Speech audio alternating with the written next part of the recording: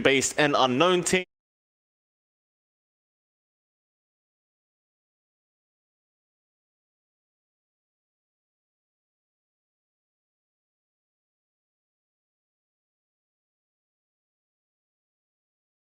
Team, John, they've only got another series left, so not many ways to make points up in this group stage this series. So if they can manage to get it to this is Unknown's last. This is their actual last series. Their next series was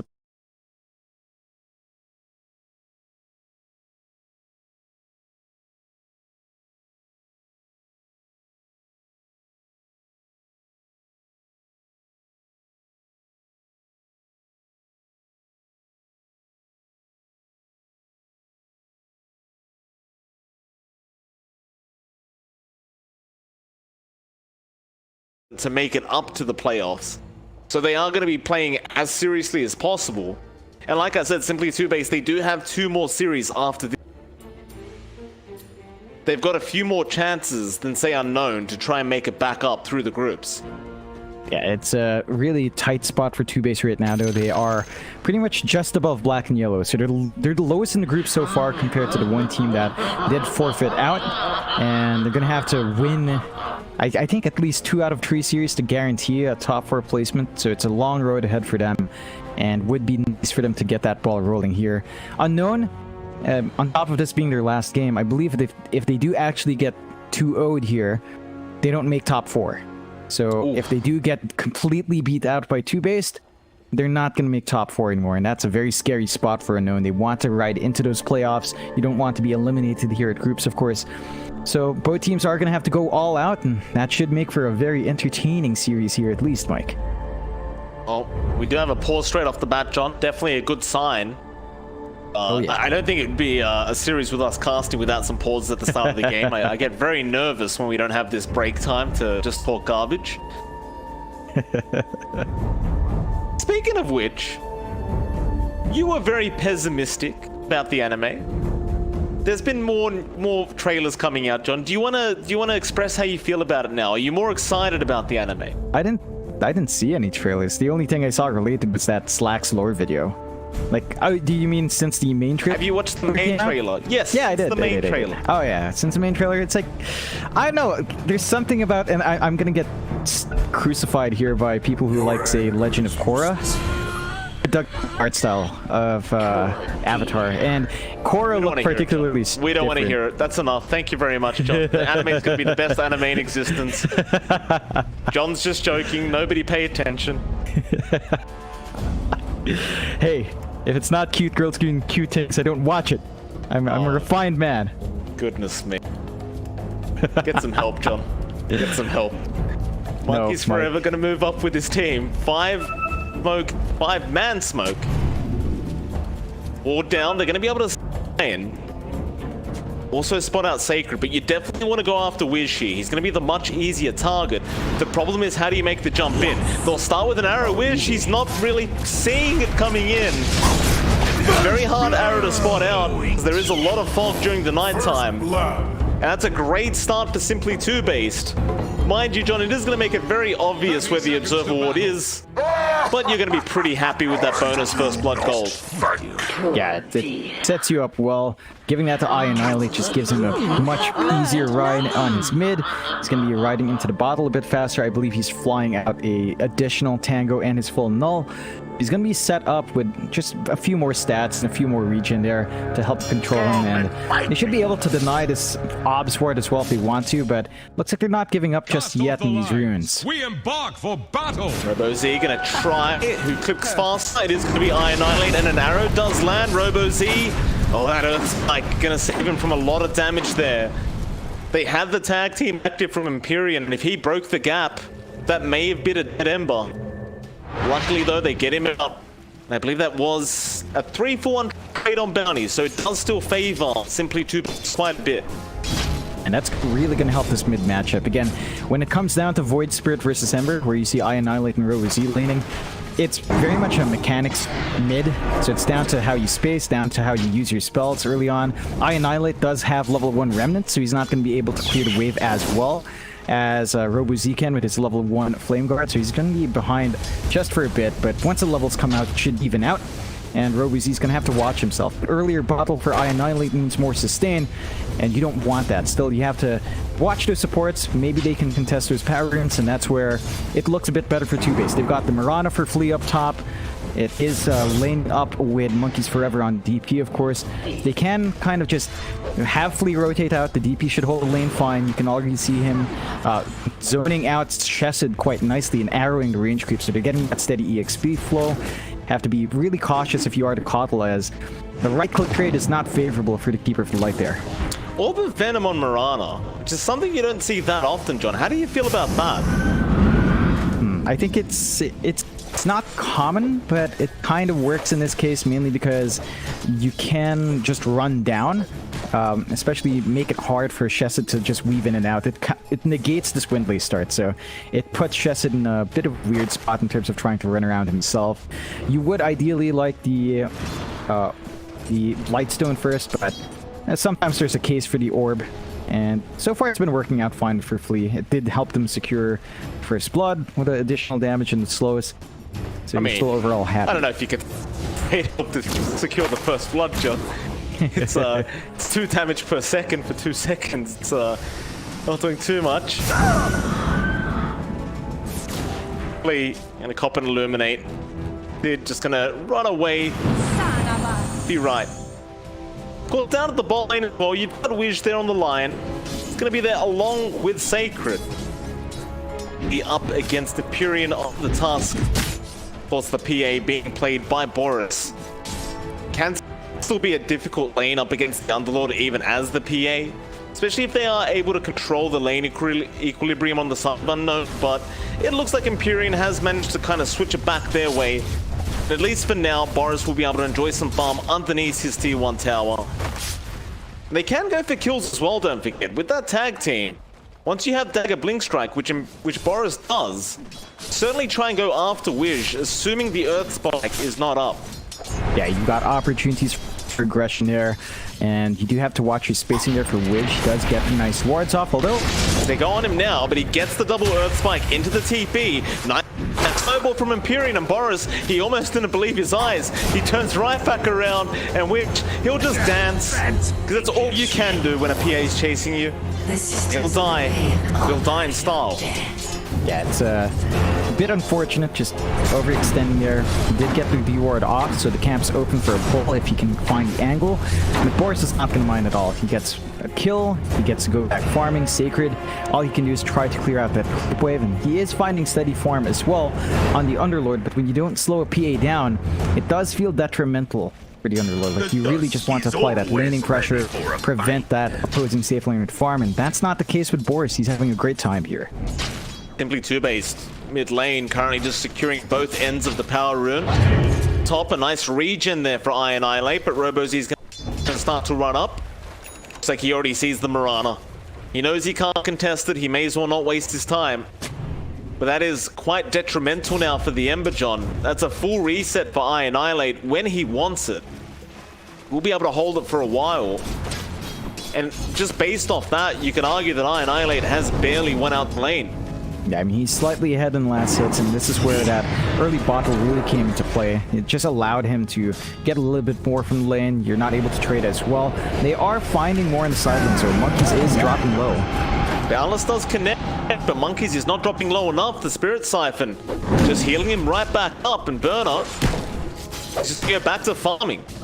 One of the nice strengths about the DP into the Monkeys is assuming you get the Spirit Siphon off, the Jingu Mastery doesn't really do that much as bot lane. Snowball going to be out onto Sacred. Pit of Malice is there. Dagger going to fly through with Blink Strike, and they do get another. Safe lane of Simply 2-base going very well thus far.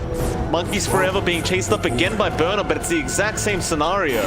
He just siphons the Monkey, and they can't kill him. And now Burner looks like he's gonna die. Flea going for this kill and does secure it. Chesed trying to run. Arrow's not gonna land, but Crypt Swarm will. Oh, that was overcommittal from Unknown, trying to chase down for those bounty rings. And a really good arrow coming out from Flea. He knew where the initial jump was coming out from Berna, so they do manage to just contest, take the runes. And it's a 5-0 start for 2-base. Like, they might find the Imperium bot, but that's not enough to compensate for the slow start, and they can't. Like, the rollout is there, and you need to use the Malice, Pit of Malice, to stop him from rolling out. You know, when he initially rolls out, not then. Like, you can still just go in for the initial cast. Ideally, it's after the snowball, so not quite lining it up. Unknown now starting to lag behind a bit. You need to find a way to recover these lanes and get more aggression out, but I suppose when you've got Keeper of the Light and Lion as supports, they don't necessarily get the most rotations out, and the mid lane's probably their best bet, but Annihilate's now level up. Not very good news if you are an Unknown fan. Berzi catching up nicely though, not too far behind, still essentially the same in CS as well. Berzi now with a double damage rune, gonna try and make his way towards the top lane. With that double damage, you are gonna have a lot of damage out with that Sleight of Fist, and he's gonna pop it now. Trying to go onto Flea. They'll know he's there. Empyrean, how do you get yourself out of this one? Well, the question is, how do they get Monkeys Forever out of this one? Because that's the target. Arrow not going to land. Sleight of Fist dodge is there, but now Empyrean jumping right in. The Remnant's not far enough. He didn't have an... He was just too confident. Out to take the plunge. Oh boy, that... I get why he was trying to be aggressive. He did go max Sleight of Fist, so if they did get the chakra off, you could spam it out a bit more, but that was way too far forward, and all of a sudden 2-base 3k up, 7-0. First Exorcism doesn't quite melt the tower. They do get the deny, but that opens up that lane, and it forces our Monkey King now to go bot, so Burn is going to have to lane against the PA, but Boris already has 6. 2 parts into the Battle of Fury. This is naked Battle Fury as well, but it's not being punished, and Boris should have a very early timing because of that. Yeah, I mean, if you can afford to go naked Battle Fury like this, you should do it every single time. He could go for this freely. He's got it up now. I believe the courier will be on the way very soon. Radiant's middle tower can't handle That is going to be a pretty big cause of concern for Unknown. They haven't really been able to slow it down whatsoever. Unknown now gonna moving their heroes now, but it's too late. They can't really push well. Yeah, it's an issue. Like, your Lion Pause 4 is still level 4 at 8.5 minutes in, so you aren't remotely close to your finger combinations coming out yet, and the game's just slowing down. Sacred is still finding farm, which is nice, but that is an Underlord. Like, him having farm, him having levels isn't necessarily amazing. You need to play with your supports here, and they do smoke up as 3-man. They might find Boris up top maybe, and perhaps they have the damage. They do have good control, so if they get a good eliminate off, that could be enough. Looking for Burner down bot, a bit of a smoke there from Simply 2-base. The scan not really landing. Burner being very careful. Meanwhile, top lane, Boris has finally been caught out. They have the damage output, and they will take him down. That's a real shame too. This courier was on the way with the Void Stone, but they found Burner. So they kind of just evened it out on the map. It's going to feel okay for Simply 2-base. Yeah, it's some decent punishment coming in. A bigger kill coming out for Unknown, slowing down that PA. And it's a bit better for them in that case. At the least, get the punishment. The PA is bigger, so it is worth more gold. 2-base aren't going to be too upset though. They were playing up there without ward. Perhaps it's time for the sports to give Boris some of that vision, but they are forcing a fight in the triangle. Yeah, timid runes. Robo Z can try and scout this out. Doesn't know anyone's there with Moonlight Shadow. He's still going to get away though. The 8th Remnant didn't lock him in. Empyrean is going to try and run. They'll still get the bounty, but they will lose their task. 2 bounties still will be secured there on Annihilate, and the top ones will basically go the same way. One of them went the way of the Ember. By the way, John, I have to correct myself in a moment because Monkeys Forever is currently being chased down with the chains out. He's going to pop the Exorcism and try to chase down Robo Z for a bit. Robo Z actually has no remnants out right now. He's going to try and fight with the chains, running away again. He now has one remnant, and it might just be enough, but the ghosts are still chasing him, haunting him all the way back down to his tier 2 tower, and now Shazid, he stuck around in case he needed help, but he's gonna die. Tower is safe up against his DP. They'll Earth Spike him underneath the tier 2 tower, and Widge will be able to finger him down. Tell them I said. They got a lot out of that rotation from the DP, John. And back to what I was trying to correct myself on. Boris didn't actually have the Battle Fury. He still needs to buy the broadsword. Just FYI. Yeah, he didn't queue it up earlier for some reason, but it's still gonna be up, right? Like the battle, it's basically done now. He's just flying it out. So you're still hitting some really good farm spikes here on PA. Unknown have yet to hit that spike, and they might lose more. Oh, they ate the remnant again, just off target here from Annihilate. And you can easily secure the kills once the 8th remnant does connect because you have the follow-up arrow from Flea. But he is kind of relying on you to land that remnant. Flea, he hasn't gone for a Yule Scepter himself, he's gone for a Spirit Vessel. Still, they do maintain a 3k net worth lead on Simply 2 base. I don't think they're too concerned about these little mistakes being made. Overall, the game is still going very well for them, but Unknown, now they're going to try and get something done about this. But Empyrean, good positioning to break the smoke. He'll tank the gank for his team.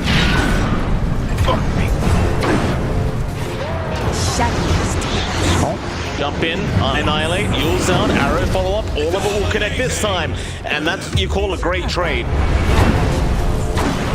Oh yeah, that's not what Unknown wants. They find a pick off with that smoke, and then they lose their Ember just from the reach 2 base have. They have such long reach with the Yule's up on Annihilate that they can just find that burst damage off and get those kills. The one thing coming out for Unknown is that there is space for Burna to farm. So he's got the Javelin up, he's saving into the Maelstrom just to have a way of hitting through the PA with some procs coming through. This can be one way to get that job done. It's just not coming out fast enough, and because he didn't go Battle Fury, as the game drags on, the farm difference between PA and Monkey should widen. That it should. I don't think the Maelstrom's even going to be enough. They're going to need a lot more than that to deal with Boris, especially once he gets the BKB up. It does look like he's going to go back to the treads now.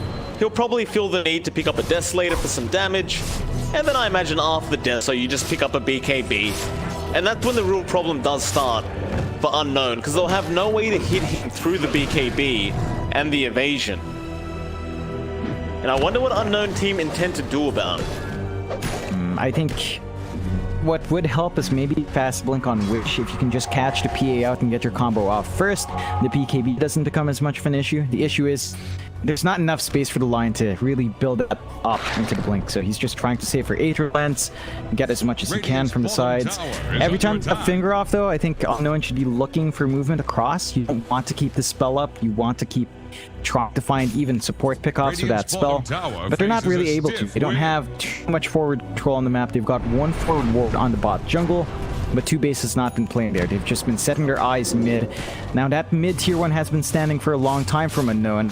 You are up against a DP, and Monkeys must be feeling frustrated, wanting to go in. So they should commit sooner rather than later, but up top... Arrow, not going to connect on the Monkey. Recall is there from our keeper. They'll bring in Sacred.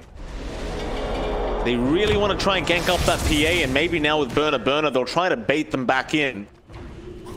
But it looks like Simply 2 base aren't really falling for the bait, and instead they're going to go after that mid-tier 1 tower. Sacred will just take right back in with the Underlord and make sure that is defended. By the way, John, interesting build-up on Monkeys Forever. He went for a Holy Locket Rush. Allies disappear. They're trying to bring down I don't mind that. Radiant's Like the heal you get from Siphon makes it nearly impossible to burst him down if he's in the middle of it. And even the Exorcism return just gonna pop back and full if you last long enough. So you have to be careful about that durability here in Monkeys. That's a nice 3-man silence, but they are going to get the pit of Malice off. Arrow, however, Wish It's going to stun him up. Wukong's command coming in. The heal just keep him alive. The finger does come out in time. Wish will die to the Spirit Vessel. Meanwhile, he's trying to run away. Nice chains out. Robo Z holds them down. Annihilate though. He has steps available to just get away. Meanwhile, an Imperium going right into the backline after the Keeper of the Line, and so will Flee. They want that couple dead. Burner even falling quite low here, but they are going to find Annihilate. Things are going pretty nicely here for Unknown. Flea will try and limp away, and looks like he is probably going to be okay. Maybe not, because Robo Z is not done. Nice chains out again from the Ember. The pounce in from Burner. But we have rotation in from Monkeys Forever. Flea, he's already down. Sacred trying to Dark Rip. About to die on the Unlord and will go down eventually. Do they want to go for more? Boris is around. Monkeys Forever still chasing down Robo Z. That'll be enough. Ultimately a good team fight for Unknown. But it's not over. There's more. Wish, no, they're going to go after another, but again the Remnant going to connect on a creep. They can't lock down the Ember Spirit. They will spot out the line any second now. Annihilate, who'll get stunned up, but Boris will Blink Strike right in with a great crit. The chains are now out. Boris locked in with the pit malice, but a nice silence. He's down now from Robo Z, locking him down again. But he'll Blink Strike out. Radiant structures are fortified. That's going to be about it. Simply 2 base. They back off with a 4K net worth lead. Unknown. No, they're not done yet. Annihilate backing up to the Ember Robo Z, and they will be able to take him out this time. Oh, that's big. That really turns the fight all the way towards 2 base's end. You can see the issues they have controlling that Ember. Like the Coddle spam is just way too much. He never run out of mana here for Robo-Z, but it's not quite enough. He's overstays just a bit. They lose their mid-tier 1, so that opens up the map now for 2 base to start evading, preventing that farm from coming out on Monkey King. And that could be an issue. You're not that farmed on the side of Unknown, being 5k behind. Berna still hanging on at 7.5k net worth. That is very behind a PA now, and again, that gap is widening as the Battle Fury gets used a lot more. It's just so much more efficient for Boris in the jungle. He's got the Desolator flying in. That should be the BKB next. And with burst damage on hand with Boris, not much is going to survive unless you get the Wukongs off. It's going to be a scary time to face into that PA. Love the fact that Boris also found an Imclaw. So, you know, any added crit is always nice. And Boris now with the Deso wants to go straight into that Roche. It's not a monster along with the Exorcism and the tag team. But 18 minutes into this game, they are making it look very easy. That Roche is just going to die, and Boris now has the Aegis up. So it's kind of almost like a BKB now for Boris. Just before he gets his own BKB, but they're going to start a team fight. Peter Thomas is down onto Monkeys. Annihilate jumping in with the Aether Remnant straight onto the Wish. They blow off the line. He's got one. Annihilate wants to... He has no way to lock them down yet. Remnant off the mark. Chesed going to try and run. There's the Imp crit coming in from Boris. Arrow, oh, it lands on the Ember, but can they blow him up in time? He's been silenced, he is going to die. Boris, however, in very deep, should lose the Aegis, but no, he'll Blink Strike away. Holy rocket, just saving. It's very strong. It is very, very strong. Sacred silence is there. He can't get the Pit of Malice out. Nice Earth Spike push, but look at this. Annihilate right into the back lines, getting all the vision in the world. Sacred is going to go down. Burner stunned in the tree. He will be able to pounce out with... He somehow survives as he got onto the high ground just in the nick of time. So they could not really just dagger him down. But they leave with an 8k net worth advantage, and Aegis is still in hand. Oh man, this is difficult for Unknown. They dropped the Wukongs there, so they're not going to have that for the next fight, and that next fight will have Exorcism out from Monkeys, so they can set their eyes mid, force out a tier 2. They don't have too much downtime here because of how they space spells out, and the side of Unknown just want to farm. They know they're too far behind on Berna, too far behind on Robo-Z.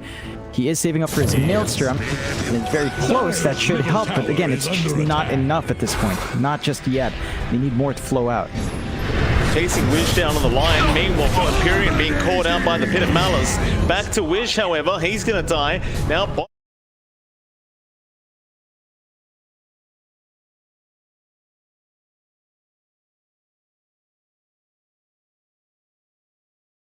coming in, Sacred does put a Pit of Malice down to block their way.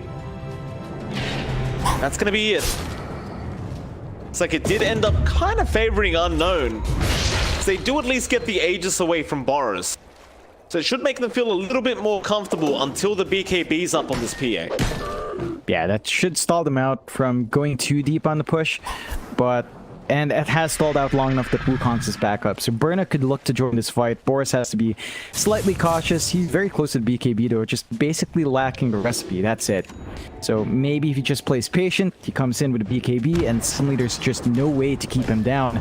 Not with the farm Unknown has. They still have to be a bit cautious here. Burna, arrow, not gonna land, but as I annihilate, that ain't the remnant to lock him down. They have so much damage output to just burst him down immediately. They're gonna get Empyrean, but he won't mind. It's a great trade for simply 2-based. And now with the Moonlight, they might just go right back in. But Rope for Z, he did spot out Annihilate. Aether is still down now with the arrow follow, but Boris jumps in. They do at least get the Void Spirit, but Boris might be able to clean up now. He's looking at Chesed. He'll take down one. Wish will get crit to death by Boris with the Implore. And Sacred, he's going to TP away. But this is just such a one-sided affair. Yeah, it's not going in any way for Unknown right now. 11k lead, 24 to 11 at 22 minutes in is pretty darn big here for 2-based. And they can start to look for more objectives, but the BKB's up for Boris. They have nothing to worry about in PA anymore. Like, all the bolts are plugged in, and not until we see maybe an MKB to really tie it in for a Monkey King will you start to worry about that hero. So there's a lot of room for Boris to really just play his game, and Unknown still need to work this map somehow. Their tier 2 still stand. That's very good news for them as the Exorcism doesn't lead to a shove. They need to be very cautious about how they take these next few fights. They are smoked up though. Middle tower is drowning. They're gonna try. Monkeys, the first one they see, but he has a use, he has a great silence, and Boris. Ouch. They don't know he has a BKB up yet either. They're going to find out the hard way in a second as I Annihilate catches out the Ember again. The jump in, the damage, not going to be enough yet, but it might be just soon. The Illuminate was huge, but it's not going to do enough. Boris is just having his way with Unknown. One left, and Sacred will tie. A full team wipe. I do not thank. You got Annihilate at least. I mean, it's still a nice kill. It's just not really good enough when you lose your whole team. Nah, you basically don't gain anything because you dropped everyone there, and 2-based, they can just get started on tier 2s. It really comes down to the sustain for Monkeys. This holy locket he has really enabled Boris to just stand in front, get so much heal out from that burst pop, and even Monkeys is never under threat when he gets free Spirit Siphons off. You need to throw finger out on the DP, but then you want to save that for the PA or the Void Spirit. Makes it very hard to make those choices. And now that Monkeys has this Lotus Orb as well, there's a lot of potential for a lot of spells to bounce back towards the way of Unknown, and they can just simply purge off a lot of control that can fly out onto Boris or I Annihilate. So it's much harder to lock in these heroes now.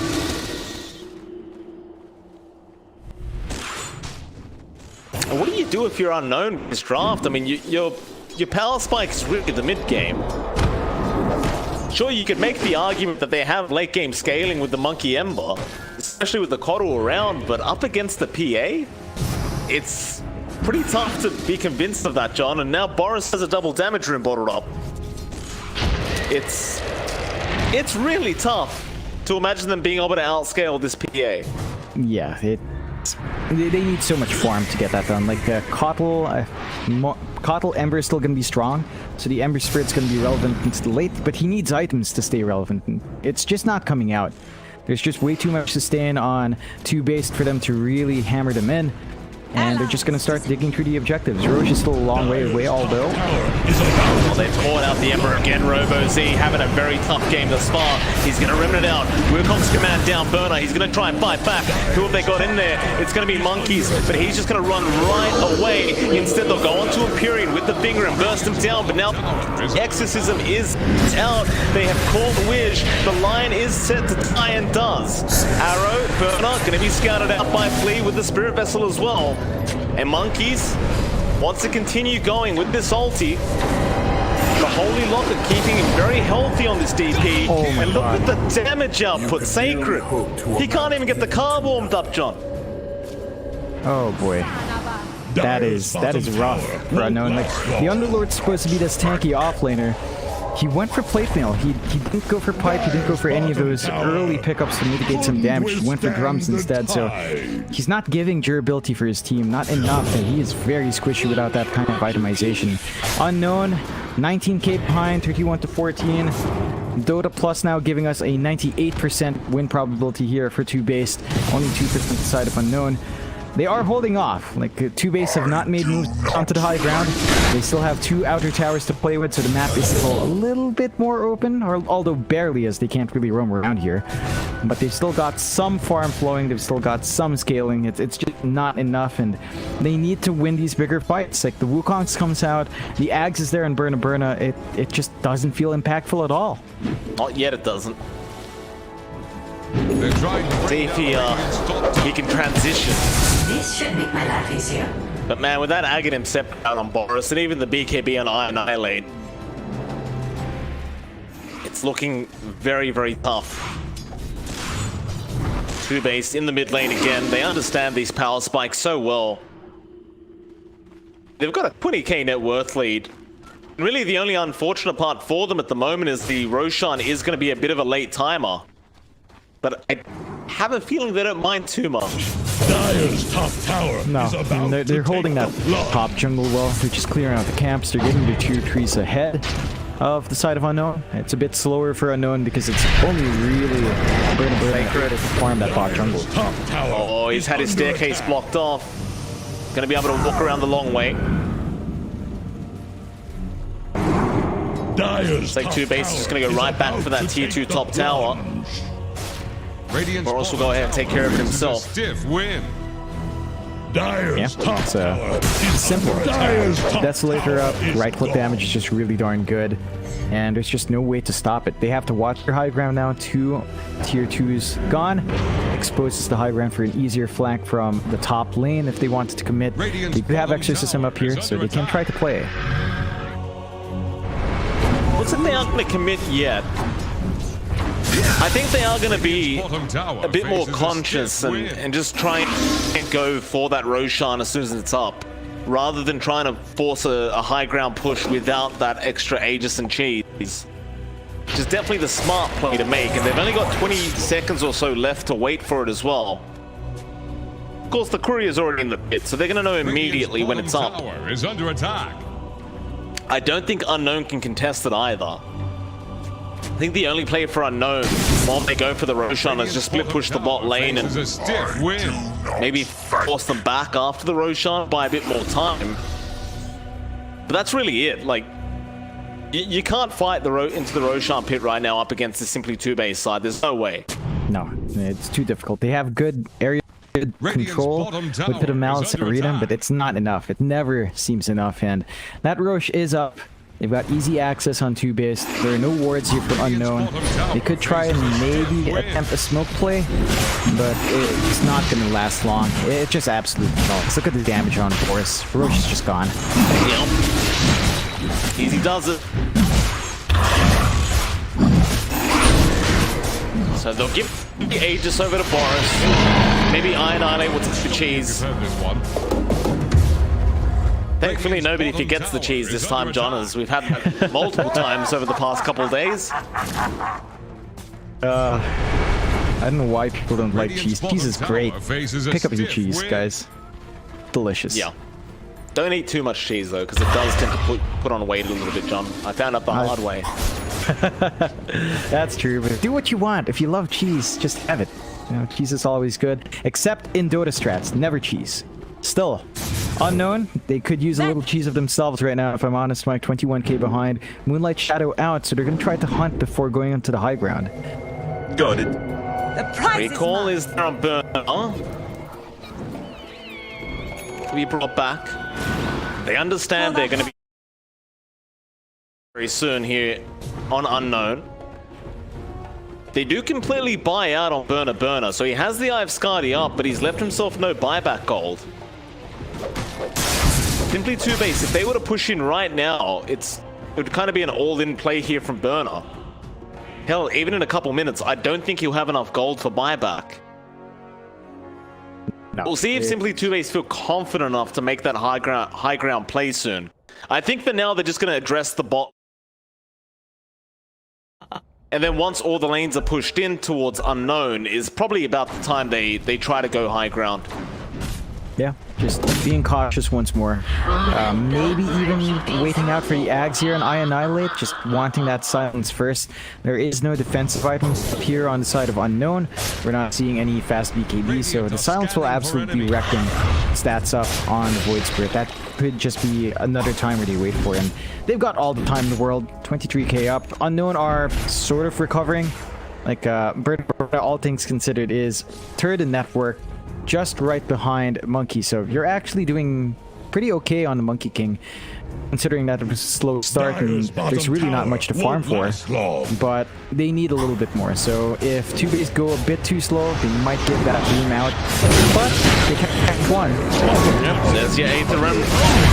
On Sacred to try and run away. Earth Spike not quite there in time. BKB was popped by Boris, so he's going to go and try to get another straight onto the Keeper underneath the tier 4 towers. But now the Hex is out. This will be a great opportunity to waste the Aegis, and it looks like they are going to be able to get it. Now Monkey's forced to dive in with the Exorcism to try and help out this PA, but Boris going to be able to Blink Strike out. A lot being used up here by Simply 2 based. They might just commit anyway with the huge net worth lead. They pulled in the Monkey with the 8th Remnant Burner going onto the low ground, and he's going to die. Well, that's a great 8th Remnant there by I Annihilate. Radiant's top tower is over. There's no buyback, of course. He bought the Eye of Skadi out. I Annihilate back in, but the chains are there with the finger and the Hex. They burst him down.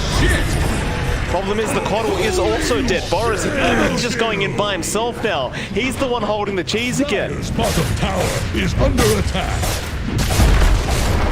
Dire's I don't know if that's safe. Dire's middle tower. In a Malice? No, he's just jumping in. Boris, he's got the Aghanim Scepter.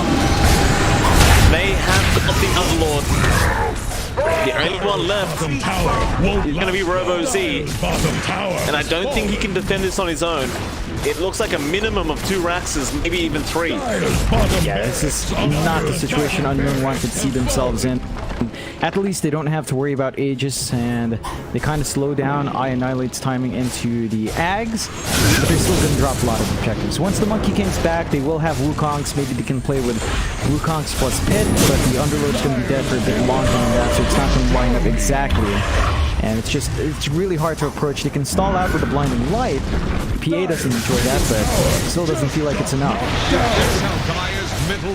Shots out, Arrow, not going to land on Robo Z. Very close call. Still the mid-racks in danger. They've got Burner.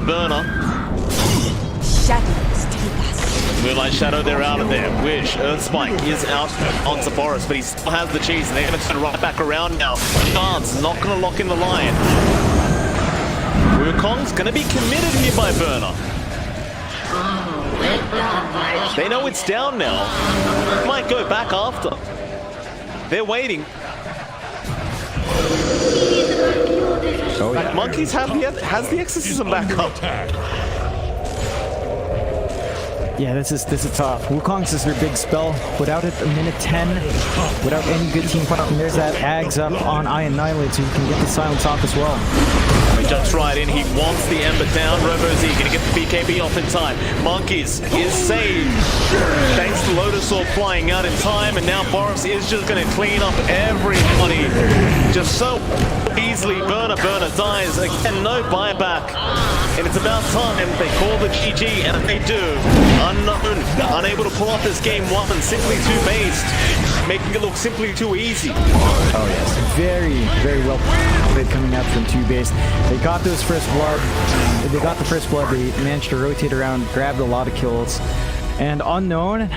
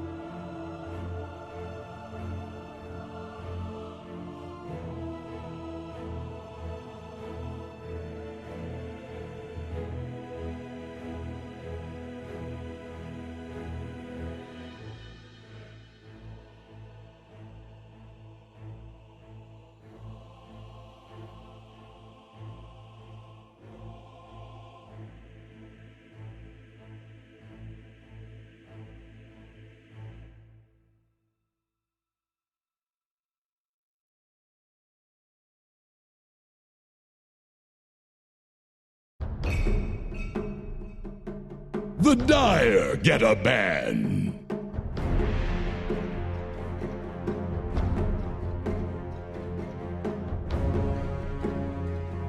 Here's the Radiant ban.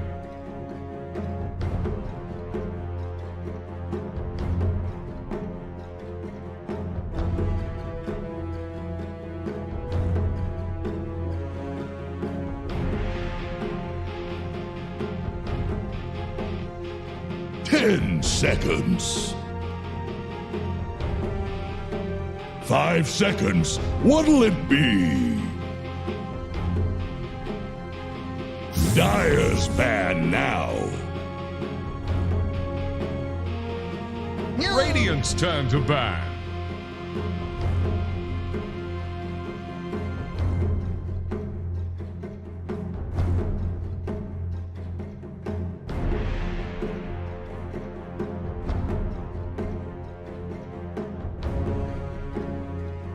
Ten seconds. 5 seconds remaining. Dire's turn to pick.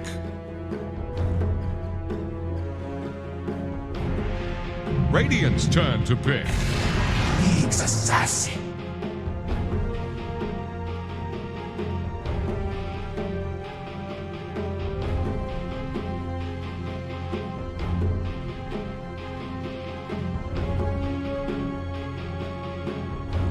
Ten seconds. 5 seconds remaining.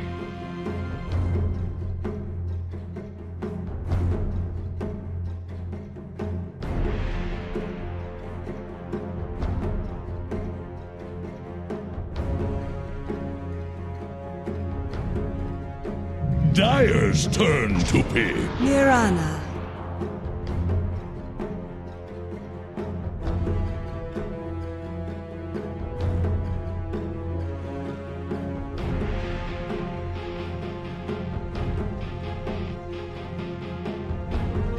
Ten seconds. 5 seconds remaining.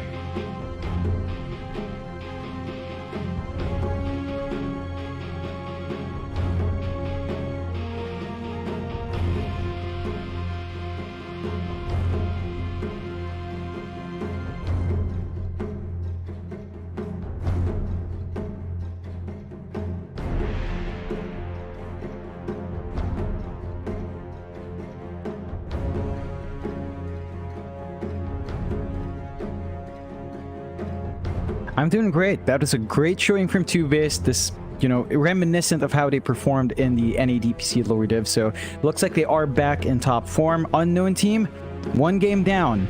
They are potentially 1 game away from just being in bottom 4. They can't afford that. So they need to get at least a draw here. They need to bring out everything they have to counteract what 2base just did, and they're kind of getting off to a good start here. They did ban out the DP. I think that pick from Monkeys just caught them so off guard. The heals initially with that early Holy Locket, just sustaining them in the middle of those fights. This has allowed a few things to slide through. The Beastmaster comes out here for 2base, so it's a Beastmaster Mirana. They've got great push, they've got great control, they've got the Roar into Arrow setup that can just burst heroes down.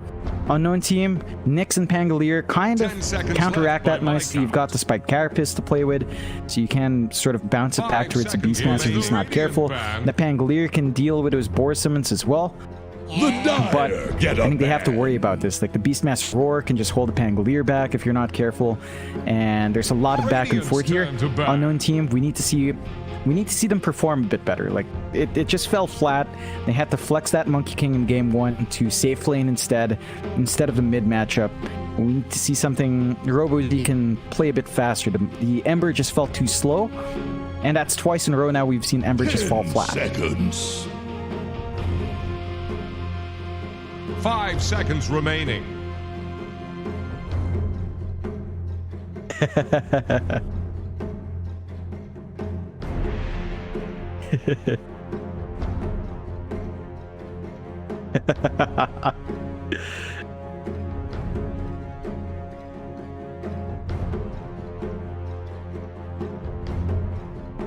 Dire get a ban.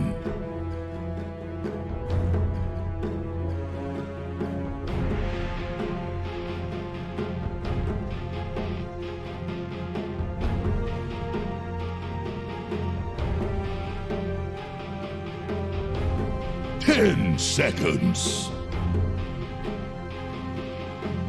5 seconds. What'll it be? That it is. So, you know, we'll see if the Frozen Toad tweaks his numbers. Maybe he gets buffed in a different way, like say a new item comes out that helps him out. We'll see. Radiant's turn to bat. You never know, Mike. All right. Yeah. Well, how about this, Mike? How about this? A new hero in CM, Hoodwink. Ha. Would you want that? 10 seconds. Think about it, Mike. Hoodwink. We will still have to see that. In 5 fact, I'm curious seconds remaining. if the major patch comes before the major, and let's say Hoodwink gets added into CM then, probably not. But they could. But they could. Keeps it spicy.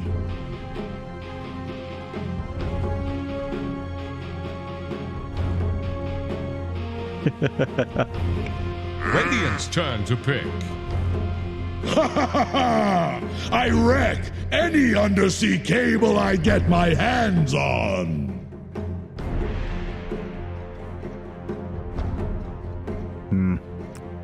They could look for a Lycan to sneak in here. Dyer's Beastmaster turn. Lycan coming out again if they want to play really fast. So go with the Witch Doctor first, which is a really nice support to have, of course. Always solid to have. Empyrean special. He loves this hero. So it's a stable pick for them to play with. Sustains their push as well once you have the heal up. Can keep that creep wave alive for a little bit longer. So it works out quite nicely with the Beastmaster. And of course, Death Ward is something that you tend to underestimate early on. 5 It does do a lot of remaining. damage. So I think this is just a value pick for 2-based, opens up their draft a bit, and it's just something they're comfy with. Empyrean play this hero a lot, and does give out really good laning performance with it, so it's fair enough to see that come out here for 2-based.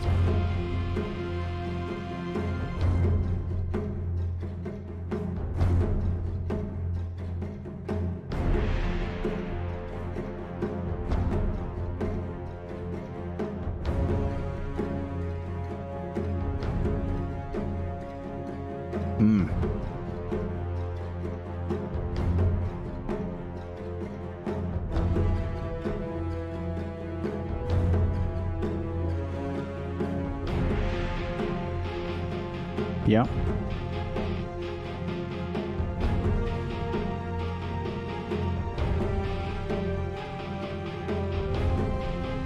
Radiant's turn to pick. Crystal Maiden.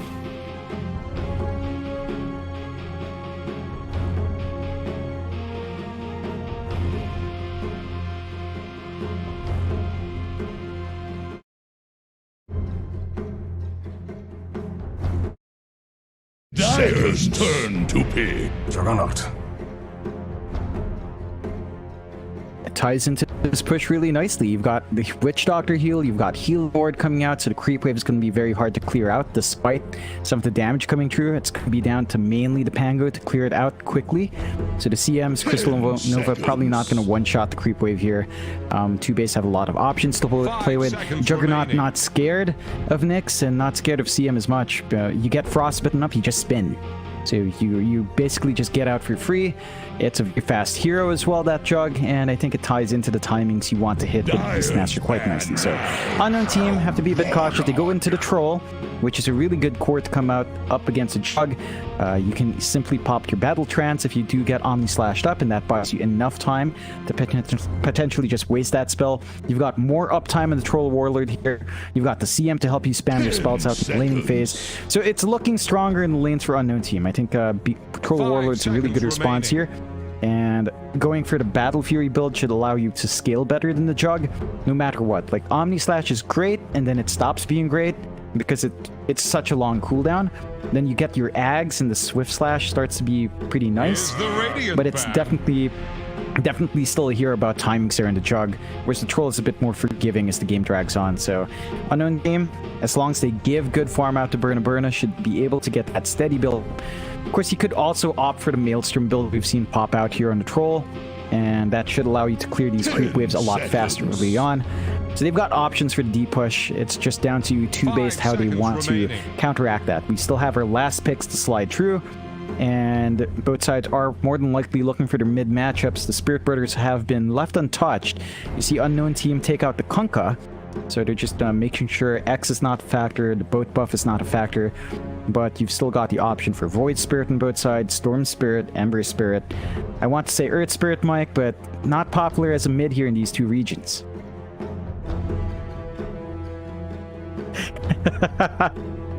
You know what bugs me, Mike? You're a guy called Mike LaPhoenix, and here you are simping over Earth Spirit over Phoenix picks. When Phoenix comes out, you're not that hype.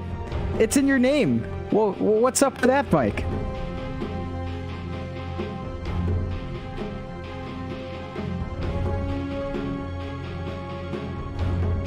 Seconds.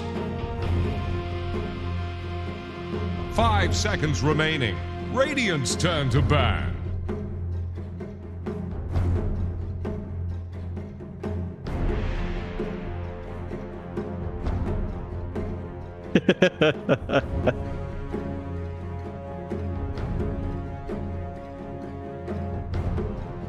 Ten seconds. I guess it looks futuristic. Maybe spacey is the word you're looking for. Like it looks like a, you know, like a supernova, right? Like exactly that from far away, like gamma rays flying out. It doesn't look very like classically Phoenix, I suppose. Still, you do still have those Spirit Brothers on hand. NP was banned out here by 2base. The Invoker banned out by Unknown Team. So again, you're open to go for these highly mobile mids here.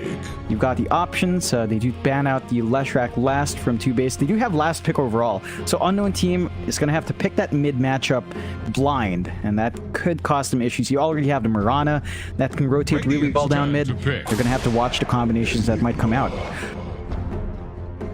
Huh.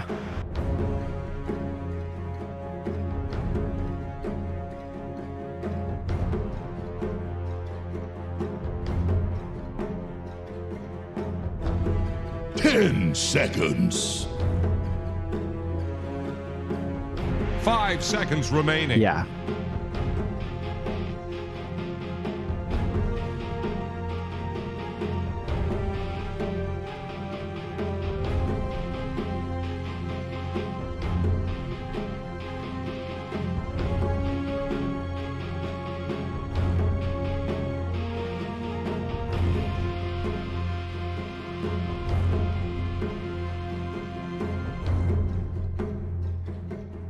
Yeah, it's gonna be tricky for Unknown Team to maximize that, and their lanes are just kind of weird. Like Enigma off lane, Pango mid. Pango mid is alright, but we haven't seen it much for good reason. There's a lot of ways for mid matchups to bully that. Really good response from 2base. The Razor does come true, so you can just sap away at the troll now if you wanted to. You can still run Beastmaster mid, although they will just give it to Monkeys, as it's a very stable off lane to have. So they've got the response here from 2base. They already have ways to cancel the black hole. They've got ways to sap away from the troll, and when you have him static linked up and he gets battle trance off, he can't do anything. He literally can't even run away, so it's going to be a hard game for Burna, and Robo-Z on this mid Pango. Even Pango against Razor can be a bit wonky. Once you see the Swashbuckle committed, you can just go static link and get even more out of the lane, so we'll have to see how the back and forth works out. Overall, 2base are looking really good. Unknown Team with the Enigma offlane could take away some EXP from the Jug, take away some farm from the Jug early on, but it doesn't feel like that's going to do enough work to dissuade 2base from running their own game here.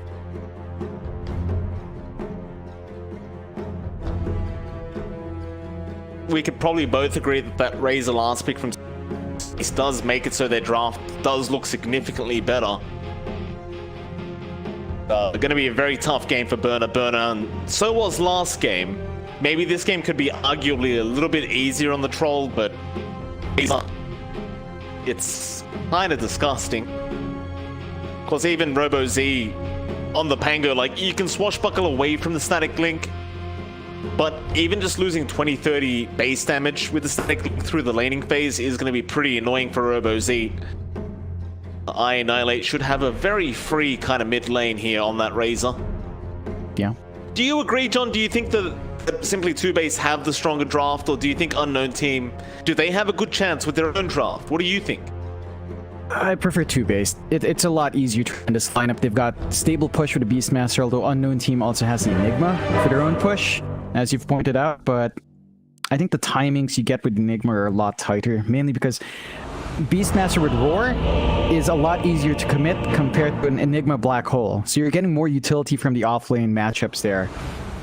And you have the counter Enigma BKB, as you mentioned. You're going to need the Lincolns on top as well. It's just a hard game for Unknown to pull that off. If they can pull it off, the Troll should scale better. So if Berna actually gets off to a running start, say...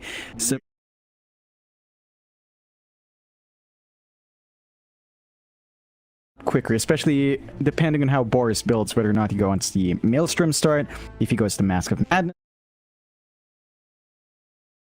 We're here on Boris. That's going to dictate how active he'll be on the map. It's going to tie up 2-base timings here. FYI, John, I don't want to get your ego up or anything, but I've just noticed while we're in the pause that someone on Twitter apparently agrees with your analysis of the anime so far. Shout out to Rupture on Twitter, but that's 2 people wrong in my books, John. I'm not liking what I'm seeing. Just leave us be, Mike. We are refined people with refined anime tastes, okay? Alright? I like my K on. Anime, John. I want to. I just need to see it appeal. I don't know. The art style just throws me off. I don't know. If you get me going, Mike, I'm not gonna stop. So I'm But just you gonna act stop like myself. you're the one who invested the money into the anime. That's the thing. You act like you're losing something. But no, we don't lose anything. You know, at best it will still attract new players, which is always nice. I don't know anymore. Stream, in the future, once you've watched a couple episodes, if you like it, will you admit you're wrong? Yeah, sure. I want to be wrong. I don't want to be right in this one, Mike. I want it to be great. You know, I want more anime to watch, of course. Looking forward Bit to of a segue. I can segue here. What are you gonna segue to, John? Go on. I just wanted to point out. So for those who don't know, Flea's Guild, and if you open up his portrait view, Flea's Guild is Baboy, and it's tagged as Romantic Baboy. That's a restaurant in the Philippines that does serve, I believe for some reason they serve Korean grilled barbecue, like, you know, samgyeopsal. Yeah, so it's all about the pork there, and just like seeing that, of course, Flea, I believe, is half Filipino or Filipino raised in America. So there you go, Mike. You've got a Filipino caster here. You've got technically a Filipino-American player there. We're taking over, Mike. You can't just leave us in Southeast Asia. We're here as well. Well done, John. You made me hungry as well. I haven't ate today, and you're talking about Korean barbecue now. It's very upsetting stuff. I love Korean barbecue. I was practicing my It is great. And we did have that chat yesterday as well, off stream, where we talked about Jollibee, and you found one in Sydney. Are you planning to drop by soon? I am actually. I was talking to my wife about it, and I showed her what Jollibee looks like, and she's very excited now. In fact, she's been annoying me ever since to take her to Jollibee now in Sydney, and it's an hour and a half drive for me, so it's not going to be very fun. This better be the best chicken I've ever tasted, John. Otherwise, I'm going to maybe make a trip to the Philippines just to have a chat with you about it. Trust me, it's worth it. Yeah, it's going to be fun when you get there. For sure, you'll see the Filipinos lining up. 100%. So you'll have more of me around. I don't know how you'll feel about that, but it is what it is, Mike. Lines being drawn out here from Simply 2 based. Unknown. They are hanging around the top side of the rune as well. Into the Roshan pit, trying to be very sneaky. They can at least try and sneak one away. A nice little ball being placed here by Monkeys to make sure they can scout this out, and maybe he can get a deny off. Arrow, though, is going to fly through. Bounty still on the deck. Flea gonna back off. His team is not gonna make it in there in time to capitalize on the arrow. Be about enough. 2 based. Might continue to begin with a tri-lane to try and get the first blood going. Pyrian, no, he's gonna TP. He's not gonna bother. Yeah. Still a solid lane to have here up top for 2-base. Of course, you've got the board spam coming through from Monkeys Forever to hold that lane off, but Burna can just play ranged if he wants. They will just secure the range creep as well, just Flea doing Mirana things, and we'll see how much Burna and Chesed can get this time around. Monkeys did go for a bit of a greedier start. He started with Belt of Strength, and he does only have one share tango, so until his set of tangos come in, he could be vulnerable. That does mean it's harder to zone him out. And you can see what Chesed wants to do, right? Every time the board's up, he just goes up for the Frostbite, take away that presence, and get a bit of gold for himself. That's one way to kind of counteract the Beastmaster early on. Well, I like that confidence from Monkeys Forever, right? Because he trusts Flea enough to know that Flea's going to make sure that Burna and Chesed can't get close enough to the Beastmaster to really abuse the fact that he's gone this greedier build. And as you can see, Flea is doing a pretty nice job of just harassing out Chesed and Burna every time they do come close to Monkeys Forever. So for now, that Belt of Strength is going to pay off. Looking over to the mid lane, RoboZ up against I Annihilate. Again, he does have an escape route through the static link, but it is still going to be kind of a nuisance in this laning phase, especially as the levels do go up. And as I say that, up at top lane, Monkeys Forever does indeed end up going down. Chesed the one to pick up the first blood, and I've cursed another player, John. You have to be cautious about that level 2 spike on CM. Gets the slow off with Nova, really easy follow with the Frostbite. And Burna does have some good damage as well. So there's some downtime here for the Mirana. When you see her commit arrow, you know there's not going to be counterplay. So you have to be a bit cautious about how far forward Monkeys is. But that does give him a reset. He's back in lane with 2 tangos and a Sage's Mask. So he can sustain that spam. Back at mid, the matchup we were just talking about, I Annihilate against RoboZ. As you mentioned, RoboZ has a way to swash out. And the one thing here for the Razor is it's not as easy to get a good static link. Not just because it breaks, but the downtime of static link is a lot longer than the downtime of Swashbuckle. So it's easier for RoboZ to just spam swash, clear out the creep wave, get his farm, and not worry about too much. I Annihilate have to play with his Plasma Field, which is costly in mana for the Razor. Bot lane, Kyrian ends up dying there to Sacred. They almost kill off the Nyx Assassin. Melodic still has one, but it's not going to be enough. And he did avoid the third tick by just using that Spike Carapace. So nice pick up there from the side of Unknown, their second kill of the game.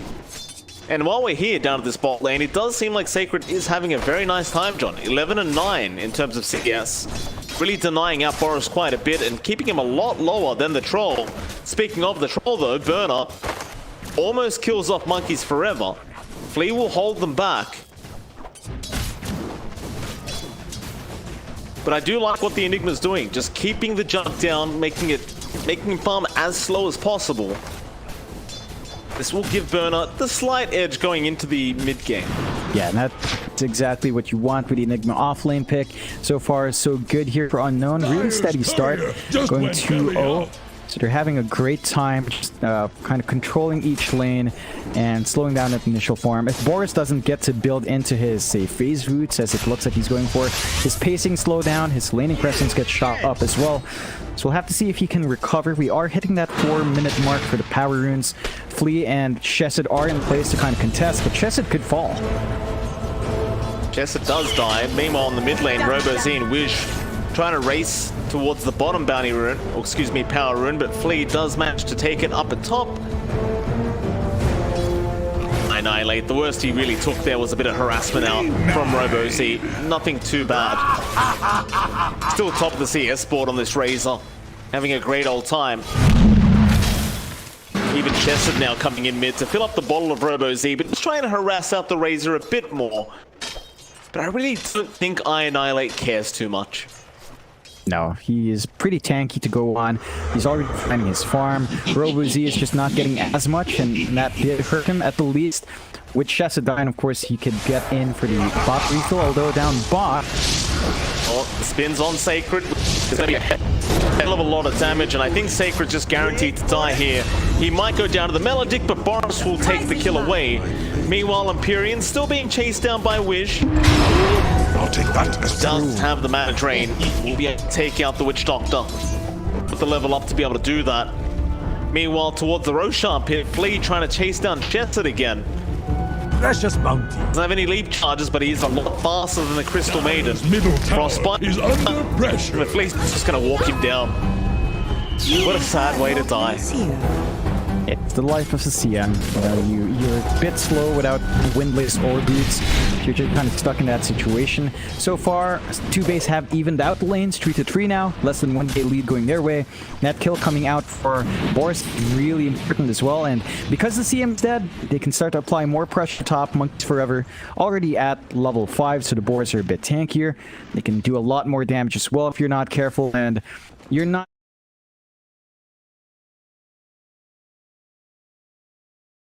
Sacred. It's just tough. Here we go again. Sacred was left alone. They know the Nyx is not here. With the Melodic spin, it's a nice, easy pickup for Boris. Imperium's just trapped. Trying to help him, but he just can't. Yes, you didn't know a game of freeze. Up at lane though, they do at least get Monkeys Forever. Shess is the one to pick that one up of Crystal Maiden. So there's a bit of a trade on the off lane. As well as that, they do also get the Doctor. So all things said and done, not too Boris? bad, unknown. Is this my fate? The Boris. Yeah. Still fighting the Eidolons. Yeah, he was still stuck, and he can clear them out fast enough, just stuck in that tree line soon with the stun and find that kill. So, unfortunate for 2base. Unknown started to drag some of the control back. Really even start, right? 4-6, less than 1k lead now, bouncing towards Unknown. They are committing the TPs down bot. Looks like we might see the lane swap here as they drag Empyrean and Fleet, prevent that push. So they just want to secure the bot lane, prevent the Enigma from getting that early shove. There is that early Necronomicon up, so you do worry about trading these objectives early on, as you're not quite ready for it in the Beastmaster yet. Monkeys having a slower start than the Enigma, still waiting for the gold to buy out his own Necronomicon, although it should be flying out soon. Roar up Monkeys. Gonna hold on to it for now. Could commit it on Chesed if he wants an easy kill. I'm sure they'd rather get burnt. Boris is here with the Omni as well, so if they could get the roar off on the troll, he's basically just dead. But instead, Boris will just run down Chesed. Monkeys Forever takes the kill with Boar. And will someone get this Crystal Maiden some more movement speed. My god, this hero has suffered so much, John, in terms of movement speed. It's getting ridiculous now. Yeah, apparently the Wolves and Ice Rack aren't very fast if she's as swift as them. Still, she does have brown boots when she comes in, so it's not going to be as bad. They are sort of trying to go for the tier 1 trades now. Sacred still keeping that shove down bot, whereas up top they're starting to commit with that level 1 Necronomicon, so it should be an even 1-to-1. There is a black hole ready on Sacred, but no mana. Still, Flea is low. Oh, Moonlight, is it going to be enough? No, the one Eidolon hit that did make it in time onto Flea. Unfortunate stuff for the Mirana, but a great pick up there for the Enigma. And of course, Sacred now going to start pushing in that bottom tier 1 tower. The top tier 1 did already go down to Boris, so he's just trying to trade. Fortification can I believe simply 2base will allow this to happen, but Empyrean, what's he up to? Trying to sneak up from behind them, gets the Melodic onto Chesed, but he may just die here. The units are going to kill him off. Now the black hole committed, Annihilate. He tried to rotate. My power. Oh, everything just gone wrong. That's really awkward out from 2base. Maybe they thought Sacred still didn't have mana. I mean, he has this infused raindrop, so he's regenerating through. Should have expected that to come out. Now up top could be a mess as well. Roar is out. They have caught the troll, but the creeps are there, so they can't Omni him down. And now the Battle Trance will be able to get out in time. Wish is around with the stun. He is going to land it as well. They did not want to commit the Omni. They do still finally get the troll, so it is a bit even. And Monkey should be able to get another. Tower is under attack. Looks like it's almost guaranteed, as Wish has no mana to use. So I think Boris wasn't quite expecting to die there on the jump. They didn't have vision to watch that rotation from the Nyx, so really good catch out from Unknown. Still not too happy about losing your troll there. We are seeing similar build up here from Boris and Berna. I believe both sides are going for early Maelstrom starts, so it's not going to be the full farm game. They do find a nice kill though. Yeah, Sacred does die. Annihilate with the static link, able to take him out. They almost kill off the CM as well. Chesed realizing he can't run, so he just needs to TP. He makes Dire's middle tower is under attack. Yeah, and you do have that slight lead up from Unknown, but Boris, I mean, he's got the early Javelin. I think he really just wants to get a good use out of that first Omni. Still hunting, and Berna is back up top. Doesn't have battle trance either. Very slow with that one hit from the boar. They go into the tree line. They don't necessarily want to dive him underneath that tier 2 either, as the bonus armor will be making it just a little bit more challenging to kill off the troll. Like Unknown are going to be there to just overtake their jungle, and eventually that will mean that Burner can continue to freely farm in that jungle, and well, for now he's doing much better than Boris, so things are good for A Unknown. Radiant using echolocation. Monkeys, Ishesed, Wish is around to help. Arrow, oh, he landed perfectly. Very nice arrow there from Fleet. That'll be a dominating spree now for Monkeys forever. Might go for more. Wish. Oh, mid lane. Boris getting caught out by the Nyx Assassin again. Robo Z gonna try and turn around now with the Rolling Thunder, but the Static Link is still doing too much damage. He will barely roll out. What's this? Dire fortified their structures? But he dies to the Melodict anyway. Yeah, it's a tough back. Is under attack. You're happy about taking the jug, and this is a really bad game for Boris so far. Dragging behind even Robo Z's farm. 800 gold behind Burna. It's more in the EXP, but this difference is huge. Boris is still about to hit 8, Burna just hit 10. So your jug is just not set to face off against that EXP deficit. They do at least take that mid-tier 1, so that opens up the jungle invasion here for 2-based, and they can start to contest these stacks and contest the farm that is coming out onto Burna. Unknown now, it's still really even. Like, neither side's really winning out too much. There's just more map control here for 2-based, but that can make all the difference if you're not careful, and Unknown will have to start warding their own jungle to keep those cores safe while they still farm up.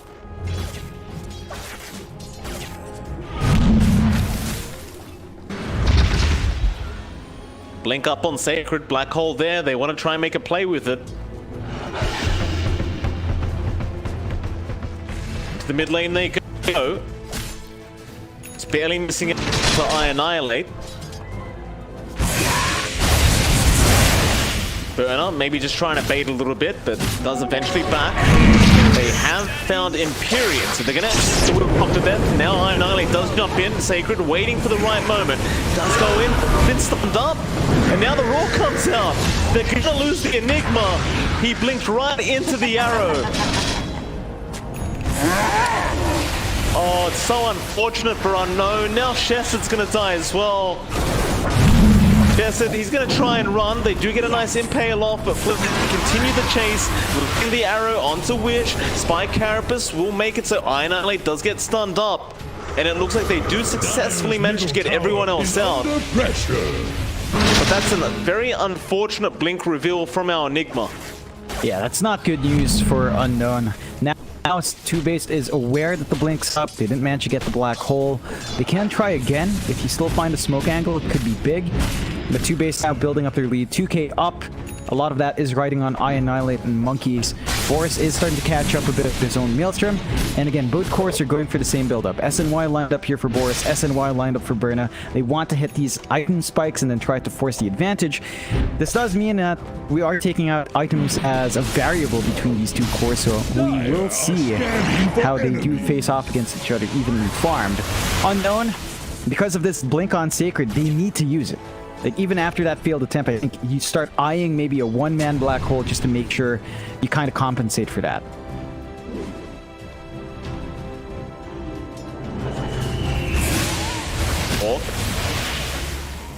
I don't believe that scouted out Wish, even though they had the sentry.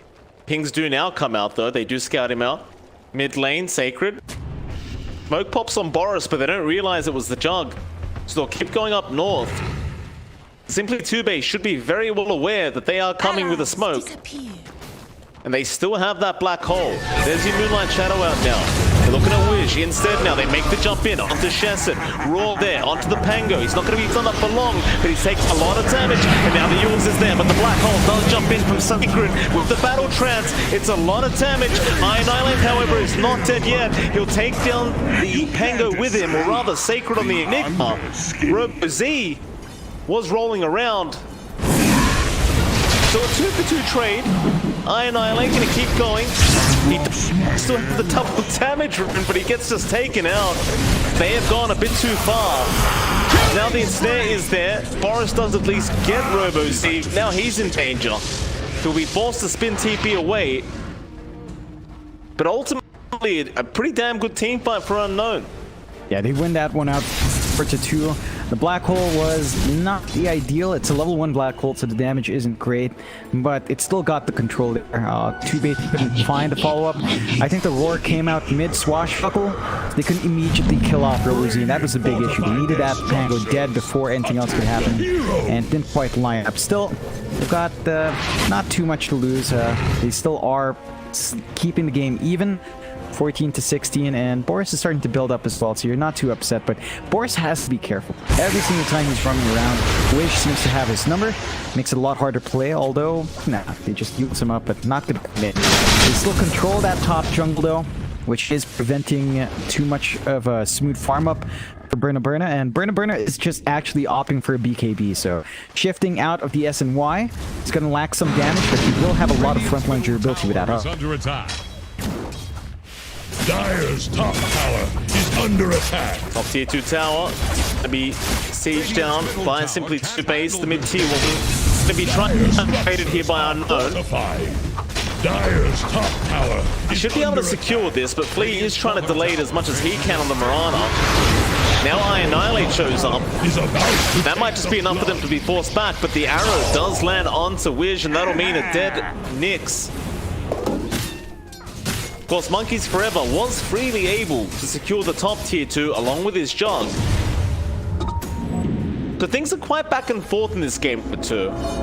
It does seem as though Simply 2-Base are managing to control the map regardless of how far behind Boris is on the Jug. Tower is under Yeah, they're still able to keep that farm game up and slow down the pace of Unknown. It's going so well that Flea does have his Ags up, so you've got that additional Star Storm coming through with the arrow, which can be potent, and they are clearing out the Roche quite fast. They have Sustain with the Healing Ward coming through, they've got the summons to deal with it.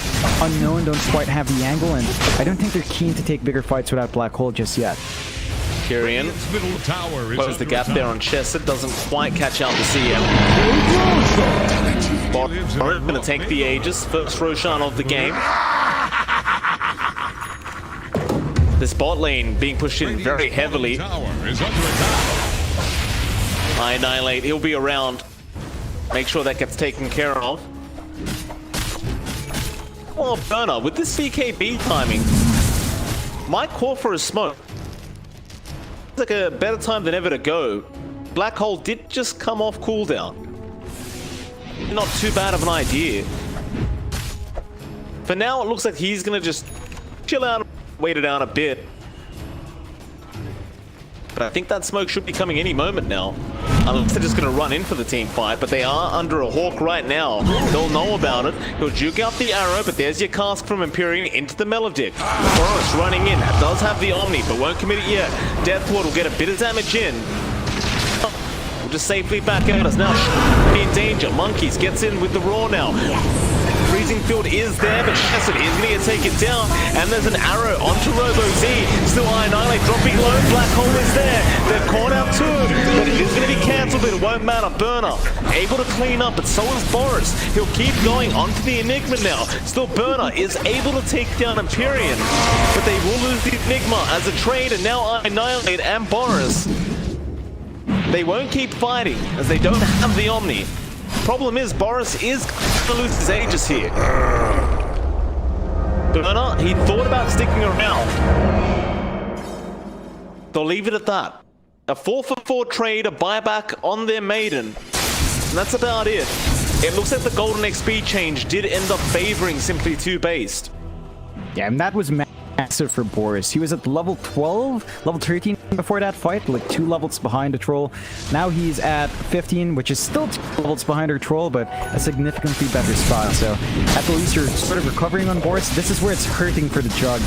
Like, there's way too much EXP on Burna in comparison to Boris. You're lagging behind. You want to hit 18 fast, to have your max level Omni Slash, you want to be able to farm up freely, and it's been much more contested for the Jug. You can see Burna is number 1 in net worth. The issue is that initial BKB use did not land him the kills. Underneath the Sentry Ward, which is going to find him out on the Beastmaster, and he doesn't have much help around. He'll commit the Roar onto Shesset with the Necro Creeps trying to burst him down, but they will protect the Crystal Maiden this time.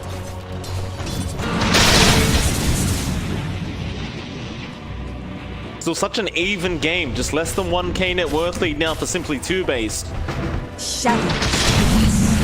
Anyone can take this one. So TP's into the mid lane. They want to hold on to that tier 1 tower as Witch going to be slowed up by the plasma field. Arrow does connect as well. That'll be your Nyx death, but they also found a Pyrian on the Witch Doctor. In fact, Boris, he hasn't put off the Nyx yet. He's going to die to the freezing field. Burna with the double now.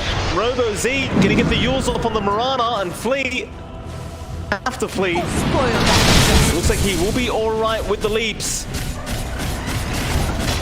But Boris on the Jug, I thought he had the damage to stop the Nyx Assassin, but This'll come in handy. he couldn't even get that. Yeah, that is not good for the side of 2-Base. 2k lead up now for Unknown. You can see how fast they chip away at towers as well once they lay onto it.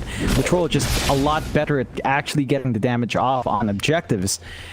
And Burna now is pretty much at the point where he could just finish up this Sanjin Yasha and be a menace up at front. So Unknown finding this timing. And as this game drags on, this is going to be an issue for 2-Base. The Jug is so constrained by his timer and Omni Slash. Even the Ags kind of relieving some pressure isn't enough, and Wish. Found. It's going to be Wish. Fair enough, they get the Nyx. Annihilate trying to chase down Robo Z, but can't cancel the TP. Yules was on cooldown. Dire's bottom tower is about to fly. So Simply 2-Base back into the bottom tier 1 tower. Meanwhile, Unknown will hang around the top side of the map. In fact, never mind. The TP down bot Burna might feel strong enough to keep fighting with this new SNY up. The rest of this team are making their way over. They have Black Hole up again. Jose not popping the Rolling Thunder quite yet, but they do get the Yules up onto that Beastmaster, so Monkey's forever. Just kind of locked in place. He's about to die as Robo Z is trying to look for a bit more. He's going to roll into Flea, but his team is not there to back him up, so that'll be about it. Yeah, it's getting tricky here for 2-Base. You've got some big items out on Unknown. The BKB's up on Sacred, so he only... And every single time we've seen Monkeys commit that roar in someone else. They tend to try and burst down Robuzi first, but every single time they do, the roar comes out in swashbuckle. It's never ideal. He gets to reposition himself. You need to hold down that hero a lot faster, and they might get scouted out here. But Caratus doesn't actually pop. Late Empyrean still going to use the Death Ward and get some damage out. That's going to be about it. Meanwhile, Burna just took care of the mid-tier 2 tower of the Troll. Time to move on to greater things. They go up towards that top lane. Boris did push out the top lane quite a bit on the Jug, but I don't think it's going to be quite enough to dissuade them from at least taking the tier 1 tower. It's really simple for Burna to lay on. No backdoor protection as well for that, so very easy objective to find. You're getting to the point where the Troll is just looking so much scarier than the Jug. Queuing up the Abyssal now on Burna. Once you've got that additional control, you're not going to be safe even if you try to spin out. And the options are shrinking here for 2-Base. They need to just play pickoffs. They need to try and punish Unknown for splitting up, but they never really have the angles to. And Unknown, I mean, they're getting big. This is the point where Enigma Black Hole is just super scary with that BKB. Troll is super scary. Uzi is doing a lot of work with his Yule to blink combinations as well. So 2-Base have to reel it in. They need to ensure Monkey saves the roar for the big targets. Maybe try to burst down the Enigma first now. If you don't, then the Black Hole is just going to have a good time and you have nothing to cancel it out. So They can line it up. So far, unknown. They've been maximizing this presence quite well. Look at Wish. He's all over the map. There are only so many sentries you can drop. He's been setting them up for his team quite nice. Oh, he can't flee, but it's not going to get the impale off. Lee still dusted up on high ground, and he's just going to TP away. Not bad at all for Mirana.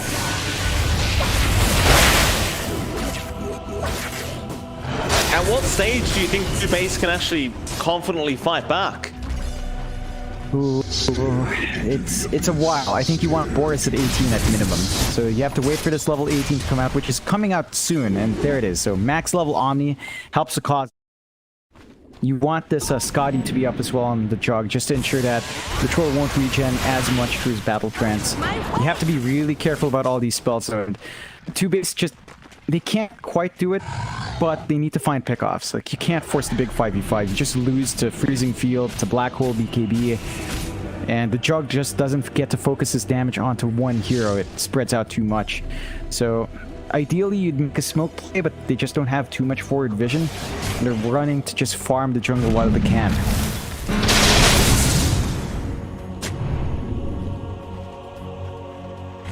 I annihilate. Double damage rune spotted. Wish gonna spot the Razor. Dire's courier. He has the DD rune bottled. Courier also gonna go down. Burner just gonna go straight high ground in the mid lane. One damage so darn quick from the troll.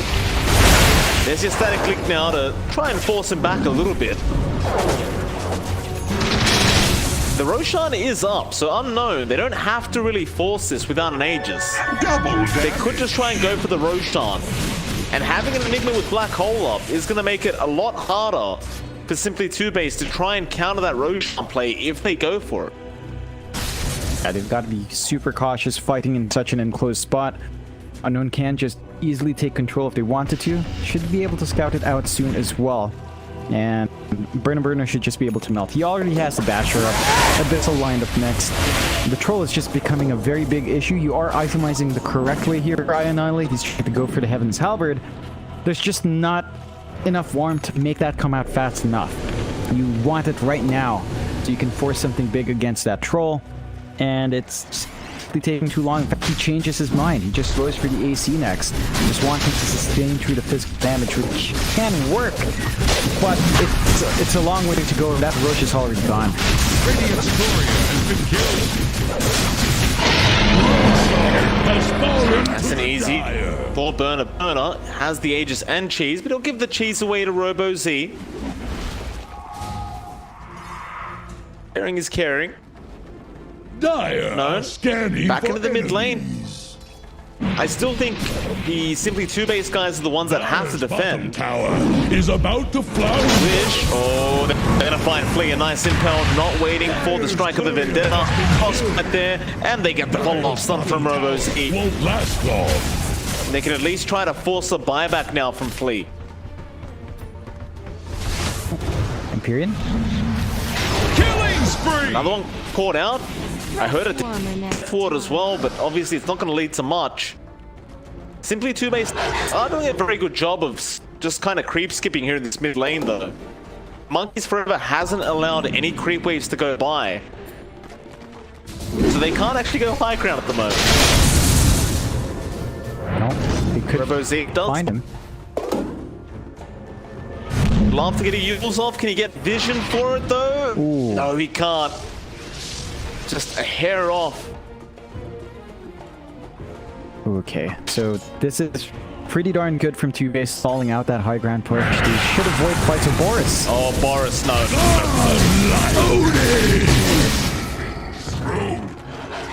Yeah. You That's, can't confidently farm there without vision when this is how the map looks, I don't think. no. It is desperate times for Boris for sure. But that was a very risky spot to try and farm in. Yeah, it's way too optimistic. At least they had caught out the CM. Annihilate gonna pop the BKB for this. The Ghost Scepter won't be able to help him. That is a gem. They get even more value out of that Crystal Maiden kill. But now RoboZ is going to try and go ahead and get it back. He gets the Yules off into the Rolling Thunder, but there's a roll around onto Wish with the Death Ward. They'll blow up the Nyx Assassin. Death Ward's still going, in fact. It's a channel, but they still kill off Annihilate. The gem will go to Sacred now. Yeah, and that's still better for Unknown. They find the mid laner, they find the safe laner for their 2 supports. That still opens up the high ground for them if they want to go. There's no buyback here on Annihilate, and they're just strong. So it's already up in Burna. They can just look to find even more pickoffs if you're not careful. They want to hunt down monkeys, but it's a bit slippery with that blink, so not going to get that done. Still, it's tough for 2-base. It's only 7k behind. It's not the end of the world in terms of how far apart the net worth is. It's just that it's not lining up. He found him, John.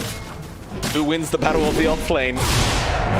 Sacred, he needs some help. RoboZ's going to come in, and that should do it. Still, unit's going to be spawned. Sacred might actually die to these. He's trying. Monkeys, they'll use the Necro unit. It'll be fine. They'll kill it off, and Sacred will be able to get a reset. Bottom tower is about to flounder. Look at it go! It's very close. You're still happy about finding this Beastmaster. It took a little bit longer, but you're finding all the gold. There's a Lotus Orb up now on RoboZ, so it's even harder to commit Roar onto the Pangolier. You have to watch for that reflect now. It's going to cause issues here for Monkeys Forever if he's not aware. They are trying to hold back and wait for that AC and Annihilate, and it is fairly close. Still works off. They actually go for the Boris instead as well. I don't know about that. Like, he probably could have just saved up for the Abyssal, but he's got the blink now. Maybe he can get himself into the back line and find a couple of kills this way. Radiant structures are fortified.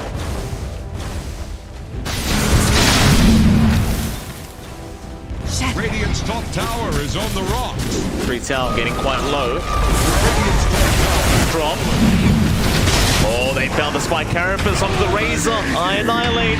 Gonna get blown up. Now RoboZ right into the back lines looking for Empyrean. Death Ward there with the Omni though. They have caught out the Pango, but he eats the cheese in time. And now Boris, he might be out of position, but it's a lot of damage out. Black Hole is in though. Sacred has caught both, and they will burst down the jug immediately. A great Black Hole from the Enigma. Monkeys does at least secure the Enigma kill, but this is going to be at the cost of his own life perhaps. Fuels out from RoboZ. He's almost certainly just dead. Trying to body block with the Necro units. Arrow does land. Flea might be able to turn this along with Annihilate, but now the Battle Trance will come in. They found the Razor. Empyrean's trying to run. He's got no way out. He's gonna die. Monkeys Forever is still not out of the woods, John, as RoboZ will be able to secure the kill. That's 4 down. Empyrean will commit his buyback, but that's about all they have. And Unknown looking like they're about to take this game number 2. Yeah, it's tough. Oh, it's another Spike Carapace. Burner, he couldn't close the gap in time that time around.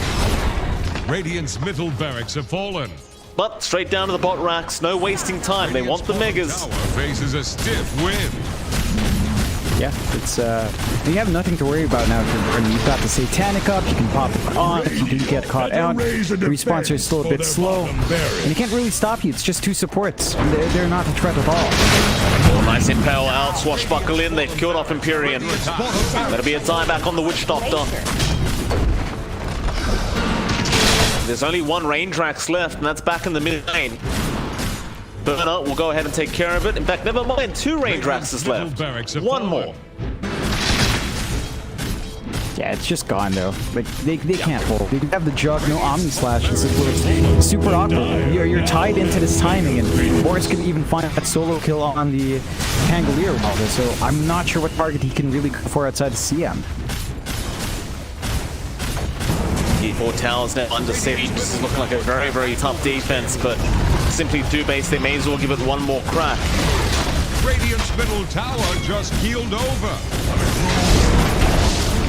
Boris gonna spin in. Burner might just try and man fight, but Static Link is out from the Razor. Just walk away from this. Raw is there, the Monkeys with the follow-up, and now the Rolling Thunder in from Robo-Z. Burner, he'll go for the Battle Trance straight onto Annihilate, but the Yule going to save his life. Instead, they'll take down Monkeys forever on the Beastmaster, and now it's onto the Junk. But Boros is going to survive for now while he turns back around. Oh, Black Hole! Secret again finding the Junk, and that'll be it. They call GG mid-Black Hole. Unknown. A great game too. And a great series overall, I might add, John, between these two teams. Swish has the last word. Yeah, it's a great performance from Unknown. They do manage to get their draft going. The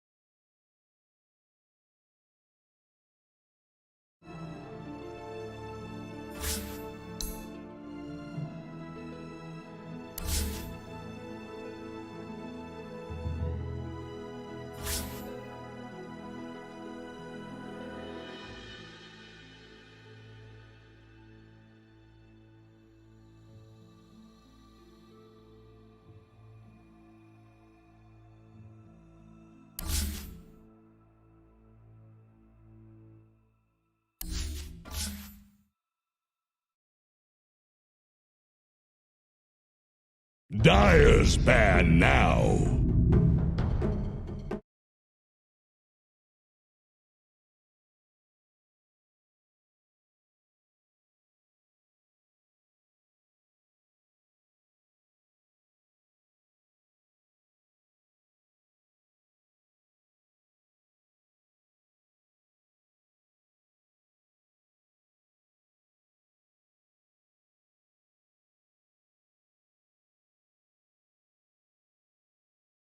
And Kana's Volt.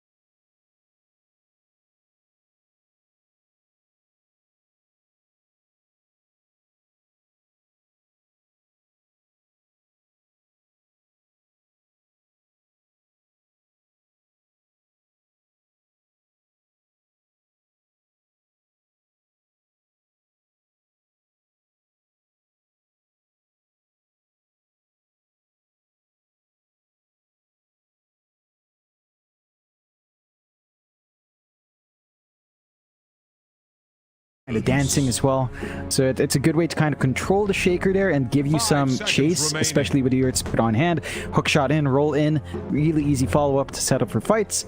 But Infamous, which is really nice here. You've got great team fight, although you are given the possibility for Arkosh to steal Wukongs, and for the Rubik, when he has Wukongs up, they do attack outside the ring, so there is that possibility there. Multiple statues just hitting at you. It's a lot of damage. Not to be underestimated, but we'll see what else the game plan is here from Infamous. They're keeping their DP pretty flux here as well. Could still be a core in the off lane and mid. Same thing goes with the monkey. Could be a safe lane or mid monkey. So they're kind of leaving their options open. Arkosh on our end, looking like we do lack my hero here. Not sure what you really want to slot in. I've been playing a lot of the DP, obviously not an option. Maybe a Tide comes out. We go to Razor instead, which is another way of dealing with the Monkey King. Could be my hero on off lane, more than likely, if not mid, to match up against Monkey, depending on how that flex works out. But we've seen Arkosh fall flat when lanes swap out, right? Like we saw Pale Horse go for a Quap safe lane that just got ruined because it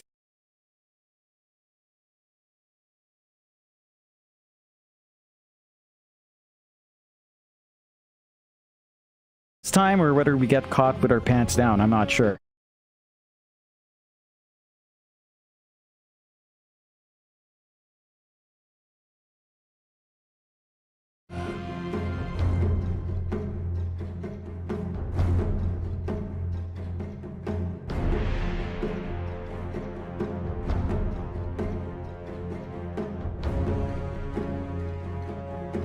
Ten seconds.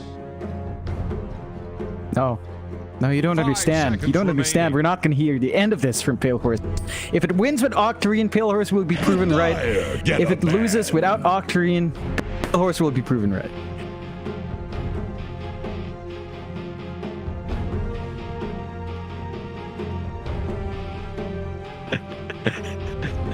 I hope so.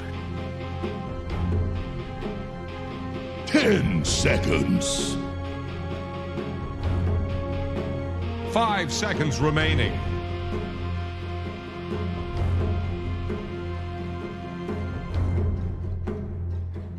No, I think it does have the match here to not feel too bad. Your best way of locking him in is potentially just Earth Spirit Silence first. Then you kind of combo off, or you roll onto him somehow and just play from there. But once you have a Manta style here, if it is a standard build, once you go Manta, not much to really lock in the PL. So I think you should have a free game just running around. Does leave a question here for Infamous whether or not this is too greedy. You've got PL already set for safe lane, Monkey King more than likely now mid, and then you're looking at DP and Shaker supports, which is not selfless. Like these heroes need EXP at the least. The Shaker's gonna need a Blink and Shards timing as well on top of that, so it's a lot Infamous has to build up early on. And Arkosh, it's pretty selfless from them. Rubik, 10 Razor are seconds. kind of selfless course, not as farm heavy. Clockwork and Earth Spirit 5 are really seconds selfless remaining. supports. Earth Spirit more greedy in EXP. We've seen Clockworks play from behind just fine. You still have impact with the cogs and battery assault, so there are still options there to kind of punish the slower start from Infamous. But once the ball's rolling for Infamous, they can just run you down. Exorcism timing for push, PL just sticking in the jungle, farming up, going for an actual build, Pale Horse, and just kind of taking control. 10 So seconds. Arkosh will have to find a way to deal with it. They don't deal with illusions well. And 5 that seconds mid pickup, remaining. if it is a mid pickup left, or a safe lane pickup actually, the safe lane pick for Pale Horse here has to work well into the PL, and there are not many options really left. Maybe you just look at, I don't know, like a Troll or Radiant's Ursa turn and to go pick. Battle Fury to try to deal with it, but ideal. And I love that Arkosh are looking at banning out the Keeper for Light. They don't want to give the option for the Phantom Lance spam here, simply because Pale Horse will yap on about it working. 10 seconds. 5 seconds remaining. Dyer's turn to pick. Gyrocopter!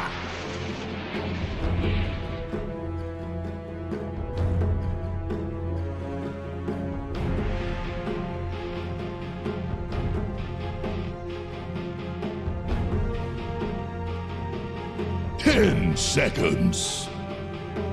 That it is.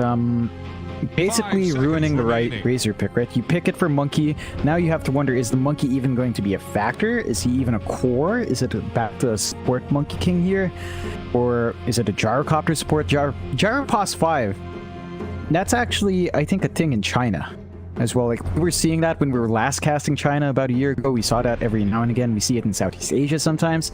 So this is something that could potentially be something Infamous is trying to experiment with, which should be interesting. Like, support Gyro doesn't sound too bad. And Choose your hero. Arkosh going into Spectre, alright. If they say you have a lot of carries, we'll go with the hardest carry, Spectre, and that should keep things interesting. It's a very, very different draft here, right? The only thing that we could really predict is Gremlo off Razor. I'm playing the Razor, so we'll have to see what they can get done here with Pale Horse on the Spectre. Of course, this does mean, as you mentioned, they're playing an actual carry. So we're not dealing with me watching my core go Aether Lens and just giving up in life. It will work out a lot better. Infamous, lots of flexibility here. Angel on the Monkey King, Leo on the Phantom Lancer, that's definitely going safe. And A on the Gyro. I believe that does mean it's a hard 5 Gyro. So that is the case. Angel's going to take the Monkey King mid. And we'll see if it pays off. Like, there's a lot that could go wrong, but a lot that can go really right for Infamous. Like, the aggression a Gyrocopter has in lane is a lot to contend with, and Razor's not going to enjoy that all too much. No, I don't think he will. Just the update, by the way, John, on my previous situation. Good news, my wife has made me pancakes. Oh, lovely. So you're aware. Having Merienda, even though we aren't casting a CA Dota, That's Merienda excellent. is here. Thank you Yeah. for that, John. Very good to hear, Mike. All I have is low quality cat litter. It's not even tasty. I'd rather eat Party PT right now, you know? If Pete's out there, well, keep your head safe, buddy. Shout out to Party Pete. I think he might be coming back before the playoffs as well, by the way, Party Pete. Yeah. Bit of a cast. Battle. Yeah. Very good to see. Give the viewers a break of us. I'm sure it's quite torturous for the poor viewers out there watching. Everybody. Yeah, you gotta give me some slack. It's hard to play in cast, Mike. You're very talented. You're very talented, thank John. you. Thank you. It's hard to pretend I don't see wards as well while playing, so I'm playing fair. You can see it when I play. Gremlo makes strange choices because I'm a strange person, of course. Yep. Not really a person. That's fair. That's true as well. Technically, no. Still, seeing how these lanes break out. Seeing how these lanes break out, Pale Horse is going to be up top alone for now. So if they did want to run him down, would be a fairly easy first blood for them to try and secure. Love seeing this from A. Starts with a homing missile, so yeah. Hard 5 gyro with the homing missile spam coming out. Should be fun to see. This is a very run at you support. And A more than likely might just stick up top to look for first blood. You get a good fish off, you block the wave a bit, you get the stuns off, and sure you can maybe spectral dagger out, but that level 1 is not very tanky. No, he's not. Pale Horse gonna sit back for a bit. Now Mariano gonna we move get up. the good stuff. Won't be able to right-click him, but it won't matter. They just came for the bounty runes. A 2-for-2 trade, a very even start for both teams. And it looks like they are going to start with dual lanes as well, at least for Arkosh. Infamous, they had A at the top for a second, but it looks like he was only around for the bounties. Probably just going to head back to the bot lane with this TP. Gets a sentry ward before he does, and he does go bot. So they aren't going to bother attempting any first bloods across the map. And we do see Michael as well, John, on the Earthshaker going for it. Very nice Fisher block on the creep wave. Only one block though, not two. In fact, it was two, never mind. Or was it? Because he had the clarity going the whole time. I think it was 2. Like, they block it off enough that it's by this tier 1, so it's going to shove in. You're going to get control here on the lane if you're not careful. Not much, ooh, that's a really good snipe as well, taking out the sentry, but there's not much a level 1 clock you can do here. Oh no, Arkosh! Oh, that hurts. You lost your sentry on the Shadow, and now you've lost your set of tangos on Pale Horse. So regen is going to be very... At least for now for Arkosh. Shadow will chase down Michael for a bit. Of course, this is a very annoying kind of lane for the Earthshaker because you can't do much up against the Clockwork. As the Clockwork, you just run up to the Earthshaker and just battery assault over and over again. He won't even be able to Fisher to stop you from doing it. So Shadow can just do that every single time it's off cooldown. And as long as Mariano isn't around, you're pretty happy to just keep doing this. Yeah, it's a pretty good way of zoning out Michael. Of course, Michael can also contest pulls like this, so you're not able to equalize that lane, and Shadow's not going to be able to rebalance, get some EXP flowing for himself. So it basically just boils down to shafting your 2 supports here, and that's going to slow down the pace for both sides. Still having a pretty decent time here. Mariano farming a little bit better than Pale Horse is, just zoning out that Spectre just a bit better. And once you block him off, well, Pale Horse just has to take that damage. Oh, did you talk about the fact that it's a mid Rubik? No, don't think so. Yeah, I point that out as a possibility, so it does come true. Mid Rubik, core Rubik. I'm wondering what Goat plays here. Of course, it's not the same if it's not Canis Vulpus. I mean, Senior King Canis Vulpus II, but Goat's already having a fairly decent time. The Monkey King is overtaking, though, and this is just what you expect, right? He has better damage coming through. He can really pump out the harassment once he builds up some stacks. Goat can try to dissuade him with the Fade Bolt, and he does have the bottle ready to just spam that spell out. But you are still seeing the Monkey get a little bit more. Angel's not going to be dissuaded by this all too much. Really curious to see what Goat opts for in talents and items here. That's what I was about to ask. Is he going the steal damage talent and turning into right-click Rubik like you've been begging for Yes. it feels like a year now? Never mind that for a second though, John. It's like A was about to drop down the bot lane. Leo's going to run up to Gremlo and get a bit more damage out. So Gremlo will be forced to salve and A will do the exact same thing. But does the Rubik go right-click build? Is that what is happening? I think so. That's probably one of the best ways to get this under control. Like, say, get a good fade vault out. These are all physical cores on the side of Infamous, so you can kind of just punish them, really shoot up your DPS and machine gun them down. We'll see if that is something good gets done. I am yelling from the offlane for him to get that done. Still, it's a slow start for Gremlin's bot, and this is not what you picked the Razor for. Like, you wanted a Monkey King matchup. You're up against the Peel instead. He can easily doppel out of your static links. You don't really want to static link up the Gyrocopter as well. His base move speed is pretty darn high. So you don't have too many angles for Gremlo, and that does mean this is basically a free lane for Leo for the most part. Lane, Angel, Jingu Mastery has procced, so gonna try and go for the power rune, but it does end up spawning bot. Instead, there is gonna be a rotation here from Crow, but Angel is still okay with that Jingu Mastery. He can try to turn back around for a bit of HP. And it won't be enough, even with Shadow rotating the clockwork. He wasn't quite able to break the gap. Instead, Shadow will place some conks down on Michael. That'll be it. But everyone survives. And that hurts Goat a lot more. Angel's already pulling ahead in this lane. It's a very free lane for him now. He's going to hit level 6 a bit faster, so his laning spells are going to be that much stronger, and they do at least run down A here. Can they kill him? Crow has the Orb of Venom slow going. Fairy Fire going to be used by A, and that'll be enough for Crow. Really dived the tier 1 tower yet. Looking back up top, Pale Horse does end up dropping quite low on the Spectre. It is kind of to be expected, though, when you have that Death Prophet there. Very hard for the Spectre to lane into by herself. For now, Mariano is having pretty nice time just evenly farming with Pale Horse. But as you can see, every time he gets close, he's going to cop that Spirit Siphon over and over again. And I think it is at the stage where either you need a support here for the Spectre or a lot more regen. Yeah, and you already have that on hand for Pale Horse. Still has 2 tangos up, gets solved up by Shadow. I think overall you're kind of happy with this result if you're Arkosh. You're not falling too far behind. You're not having a free lane like Leo is, but you're still having a decent start for Pale Horse. He's not shut out of his own farm. He's still finding the last hits, and that's really what's important for the Spectre. It does look like Pale Horse is opting for it as well, though. Nice Fisher. Lift is there. Angel, Boundless Strike is going to connect, but Crow, a great kickback. Saving the day for the Rubik. Roll in, they're going to try and harass Michael a little bit, but Angel is going to be around to make sure they can't go much further. In fact, he might get another Jingu Mastery proc going, and does, takes one off Crow.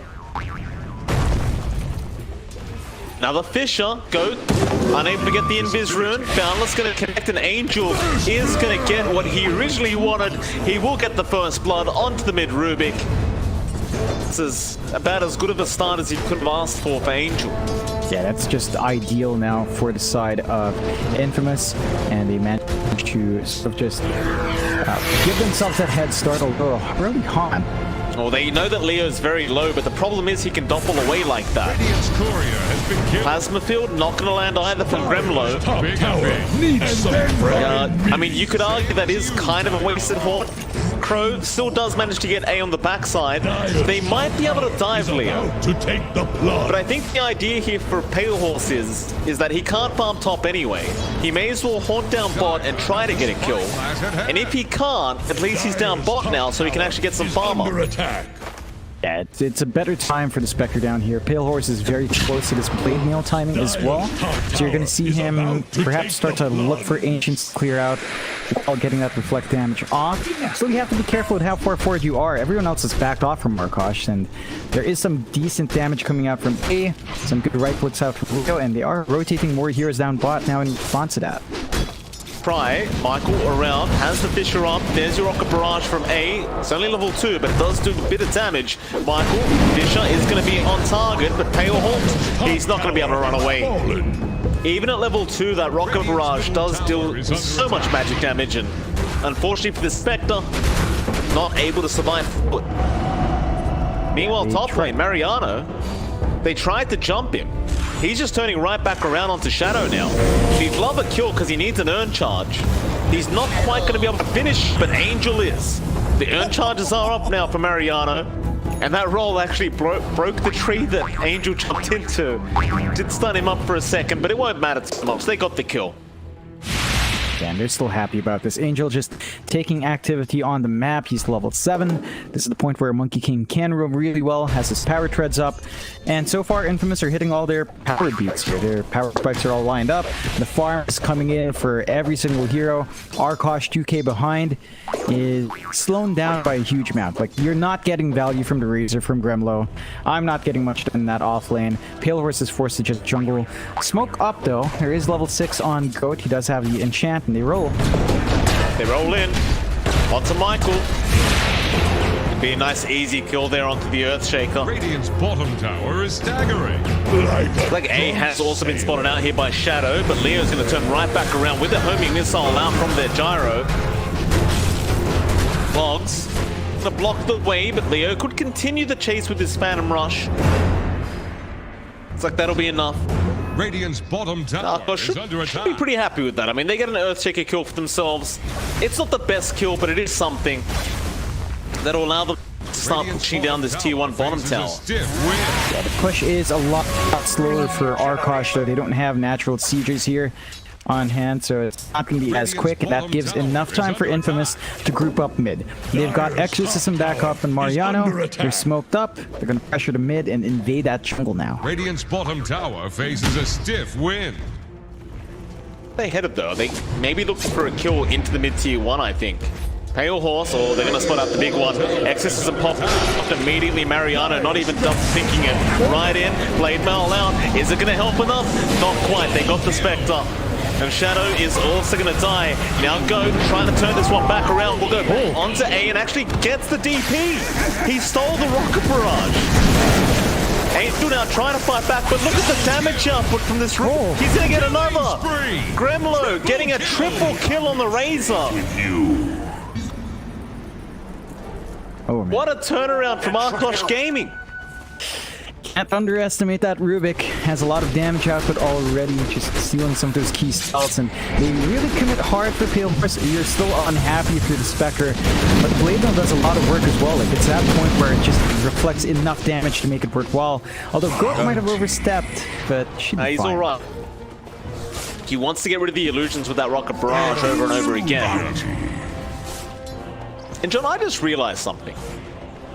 If this Rubik goes the still damage talent and then takes Flak Cannon from the Gyrocopter, that seems kind of busted, right? That it does. It is if you really get, like, busted. If you get like 300 damage by hitting a massive April, or maybe even more, with a Flak Cannon, that is a hell of a lot of damage. It really is, and you have to be careful about that. Like, the core Rubik does take level spikes. It's going to need some items to fly in as well. But once you hit that point, it can kind of buy out space to set up for that Spectre. Pale Horse is still trying to recover, still top of net worth for Arkosh's end. And considering this really ugly start he had on that Spectre, he's only about 500 gold behind Leo, so it's actually not as bad as you'd expect for Arkosh. The lead is down to 1k for Infamous, so they are certainly still ahead, but that mid-fight really bounced back a little bit more for Arkosh, as that does give them something to play with now.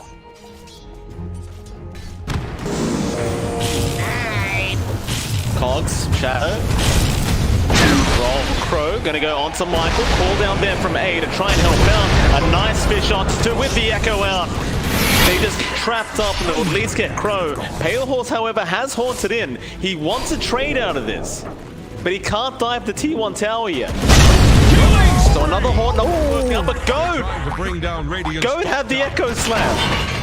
He does get the kill to A, and now the hook shot in from Shadow, trying to set up another team fight. A nice fisher there by Michael, but the Shadow is trying to dive by himself. He will not be able to get the kill onto Angel, nor will Goat with the Fade Bolt. Pretty even trade in that mid lane.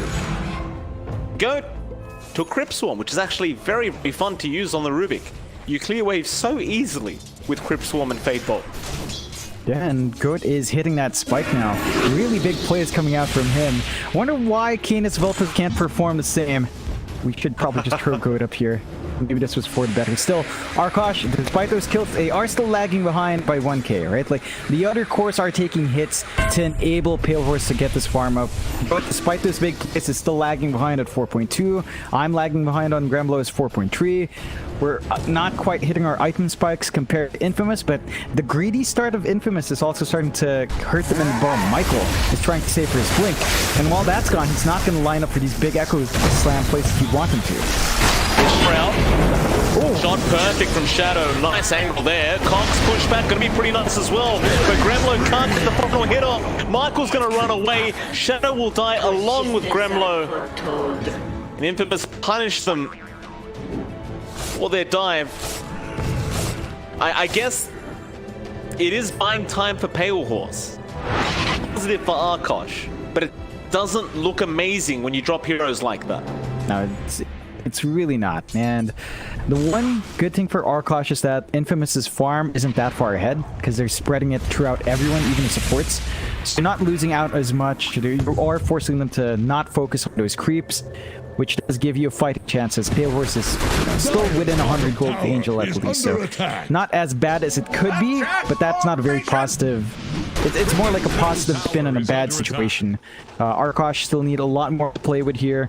They're trying to save up for the Aether Lens on Goat. That should help him set up. And I really want to see what Goat has in mind once he hits 10. If it's HP, I think this is not going to be an amazing time for the Root, but he's making plays, so maybe he just wants to live long enough to steal these big spells.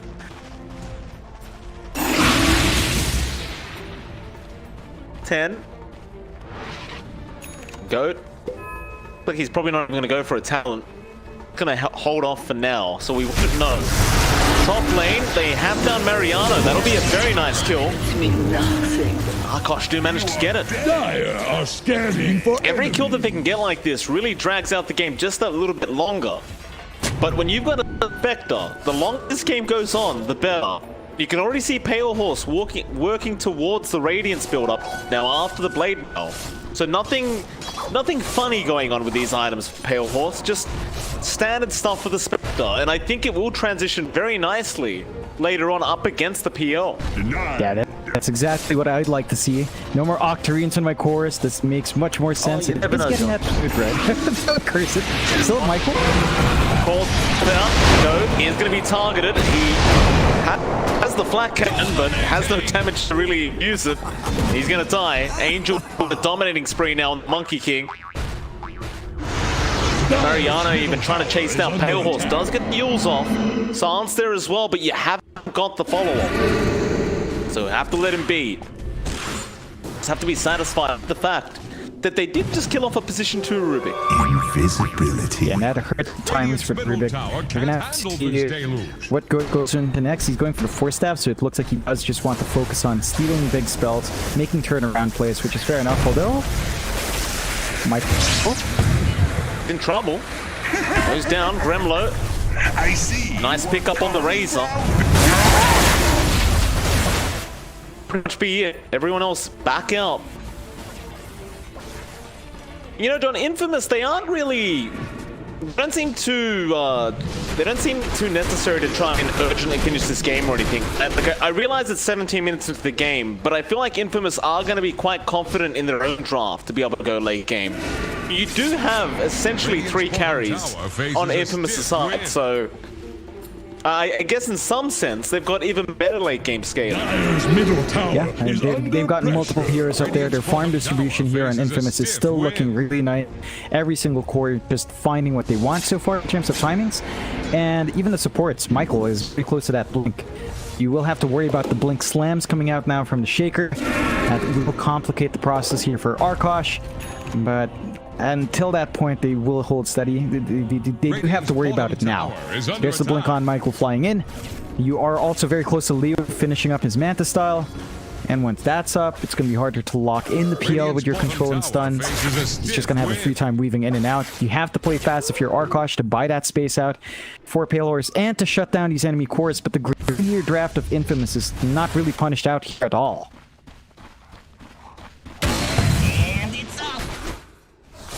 Top lane, Pale Horse being watched very carefully by Angel. It's not sacred click his camp. That's greedy. Scanning for enemy. That's not his camp. Oh, Michael's gonna jump in. Echo not gonna be great. An Angel never jumped in. Oh. Maybe just overestimating how much damage they could do with the Echo, I guess. Hey, Pale Horse, I agree. What happened? Oh, down bot. Got in, they've caught Mariano. Cogs push back, Shadow doing a great job on this clockwork, and now it's on to A. Wukongs is going to be out from Angel. Gremlo's still going to just run straight through and try to fight back, but he's stuck in there now. Fishine's just going to stun him up, and they'll take down a double. Torment are over, Razor. They do get 2 on Infamous's end. In fact, it might just be 3 now, as Crow's also been spotted. He'll kick away the Monkey King. Angel, however, can just tree dance his way over. Ooh, boundless though. Bit off the mark there. Hey, you're almost as good as me. That'll be it. Missed kill, but not biggest deal here for Infamous. They're still happy keeping down Gremlo, offlane for offlane trade, and roll. Is drowning. Gone back in. Alright, they'll try to kill off Angel on the Monkey King, but he's just standing his ground. Pale Horse gonna haunt in. Maybe they can do it, but Angel, he's just gonna walk right back, turn around onto the Spectre, and Pale Horse, what can you do? Or maybe they have him coming back in, but he's dropping very, very low. The field. It's gonna be enough to get Angel an A, but you've lost the Spectre. Goat now. Still hanging around, and they will kill off Gremlo. Mariano with the Exorcism, it's pretty hard to stop him. And Shadow's also going to die a triple kill out for Mariano, and they found another now. Goat's been caught out on the Rubik. He's trapped up, there's no way out, he's gone. Ultra kill. An ultra kill for Mariano. They wait way too long for that. They try to go back in. A very awkward fight for Arkosh to try and force. Infamous, really good punishment coming out. And looks like we have some pretty hard disconnects here for Infamous, so we're gonna have to sit that through. Have to point this out as well. The talent build here for Goat did opt for HP. So it's not the dank right-click build. I'm sort of disappointed now. Talking about. He's just so excited to disconnect. Got a huge pack of loss, and he just seems so happy about it. Oh, Shadow. He is doing a lot of work in the clockwork though, so... he's doing a great job, I'll give it to him. Just ignore whatever demons in his head he's trying to speak to you. Fair enough. Still... I'm just disappointed. Yeah, Mike. Well, what are you disappointed about, John? Tell us. I can't get over the Rubik, man. I just want to see the Fade Ball bars hero damage, and then I want to see the base damage increase 100 damage with Fade Ball steals. Like, how do you not say yes to that? Yes, Rubik right click. Like, yes, Rubik right click. That's what I'm yelling right now in team chat. Are you going to take responsibility for the first team that does do it and then ends up losing, though? Yes, Rubik right click. Yes, I will. I just want to see it. Win or lose, it's their games on the line, not mine.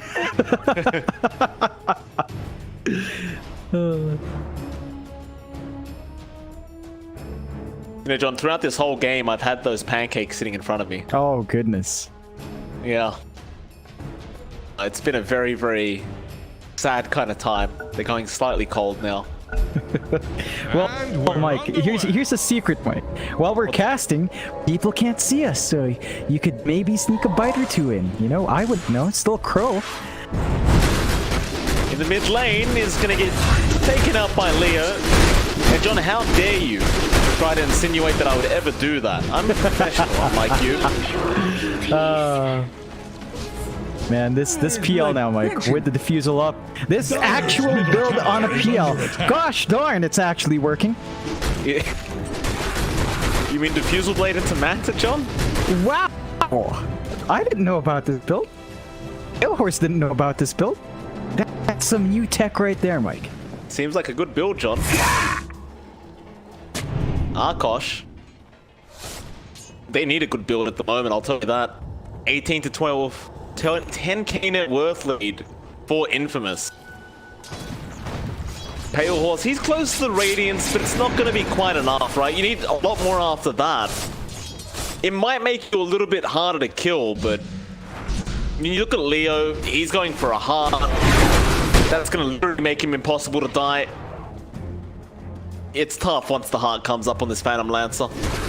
Yeah, and you're seeing the BKB timings come out as well, so Angel's not going to be held back by the clockwork. Rubik, by the good spirit, nothing to worry about once he does commit to the fight here. Arkosh, they need to buy, I'd say, 20 more minutes for Pale Horse, and even then, that's 20 minutes for the opposing 3 cores to farm up, and 3 is greater than 1. Still Infamous with that BKB pickup are smoked up. They want to force something here. Why the hell not? Goat is going to be targeted. That's your mid Rubik. Boundless Strike, Fisher. All of it does connect. And, of course, the homing missile and rocket barrage is there from A. And it's Roshan time, John. They've still got that 10-second KB charge available for Angel to use at any time. They have the exorcism. They've got everything. Yeah, there's no easy angles for Arkosh to play in here. They could maybe scout it out with a flare and play with a hook shot on Shadow. It's only him. No one else will want to commit. And the Roche just melts so fast. The power of 3 cores just really melts stuff. Easy peasy. Angel looks like he spotted out the Shadow. Players here. Shadow is swift to be able to remove himself from that situation. Is under attack. Shadow's also very poor right now, though. Just Tranquils and Wand up. A very sad kind of Clockwork game. Oh, Gremlin. They caught out. Oh. Echo, not that great, though, from Michael. Pale Horse still trying to fight back, but now that the blade battle is over, he is kind of just locked in. He's going to die. Hook shot, launches us out. They caught A on the gyrocopter, but that is just a support gyro. A's going to keep going now, but they do stun him up for a second. It's just not going to be enough. Middle tower is under attack. Crow, gonna roll away. Shadow, he was tried to hit the courier. Do they have a stun? Not quite.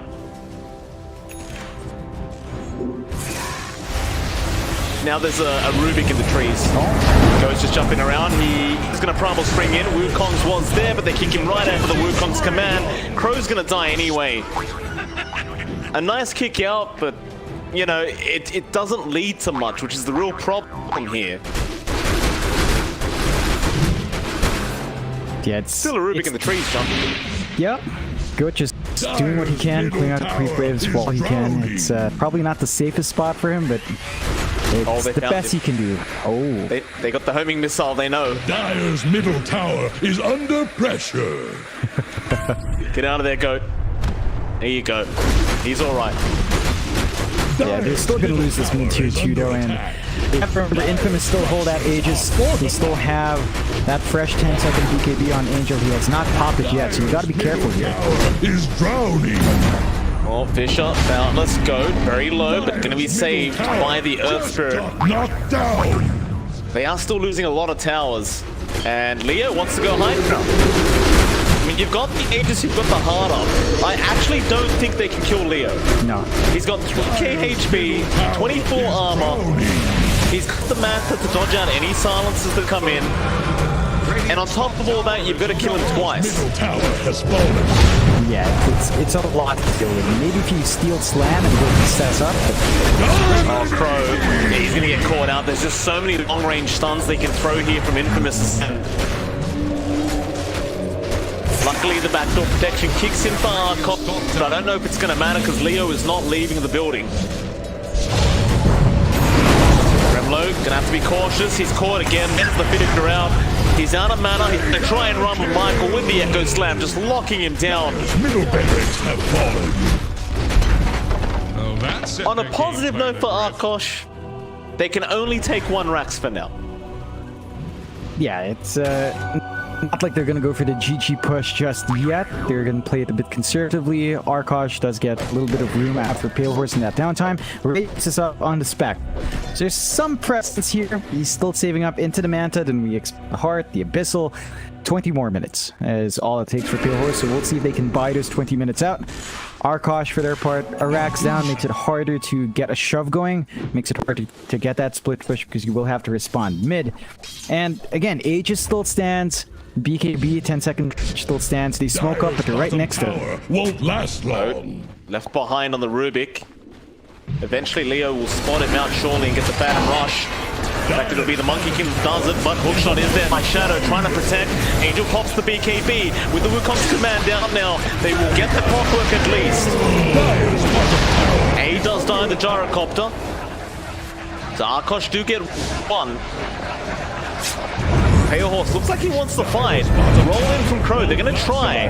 Onto the Monkey King, they pop the Magnetize, but in the backside, Leo has caught out the Rubik. He'll take down Goat, and now he's onto the Spectre. Blade Mail is only going to help for so long. And instead, they'll turn right back around onto Shadow. Gremlo is trying his best to help out, but this PL, way too tanky. Crow, this might just be an ultra kill. Leo takes it. He might even get a rampage. John Gremlo is trying to run, but can he run fast enough? The Diffusal Blade is on cooldown for now, but Leo, he's not giving up on it. He wants the kill, and he's probably going to get the kill. Looking for the rampage, and he will be able to get it. A rampage out for Leo. Tips out from Michael, and is there more? Not quite, Arkosh. They're going to hide in the base for now. And this is turning into a one-sided affair, John. And it is. Pale Horse is just trying to get some farm up, but he's not going to be safe. Angel's trying to scout around for that movement. They haven't taken these tier 2s, so there's some time until the next push does come in. And Arkosh are wave clearing really well. With the Arcane Supremacy plus Crypt Swarm, you do a ton of damage here to clear out the waves. So there is some good deep push coming true. But this push will come eventually. It's just a matter of when. Is under attack. Roll in again. They actually found Angel here. Echo committed though. Michael stopping everything. BKB was popped as well. So Monkey's going to survive, and now the Wukongs is out. The Cogs traps them in. Stayed in the ground. Dire's top. Oh, and Angel survives through all of it. They just can't catch a break. Dire's top is under attack. Getting tough. Dire structures. We're not doing the angles anymore for Arkosh. They try to commit. They don't get kills. Now their top is being pushed as well, and Gremlo's blown. He's trying to run. Soft is going to be out. He'll be fine. But they still just can't defend the tier 3 towers, and that's going to be the big problem.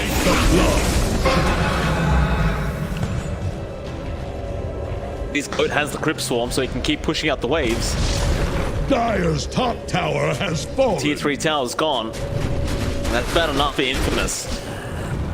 No need to risk anything. They've got an Abyssal Blade coming now on Leo, and this is perfect timing because Arkosh, they seem to want to go wide. Kurtlo going to move in onto A, but Leo is not been noticed, so he's going to sneak up from the backside right onto the Earth Spirit and Crow. He's just going to get blown up. They will surround the PL though. But Leo, he's running, he's healing up. He's going to turn right back around now onto Goat.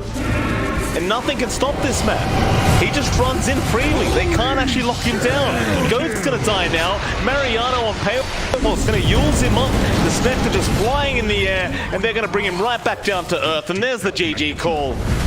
It's done. With that first game of this series, Chong, go to the wave Infamous. Yeah, very well played coming out from Infamous to make that Pause 5 gyrocopter work. Imported from the other regions, I believe, and it actually looked fantastic. They got some early aggression coming out. Arkosh could not match that pace. We saw some pretty big plays from Arkosh.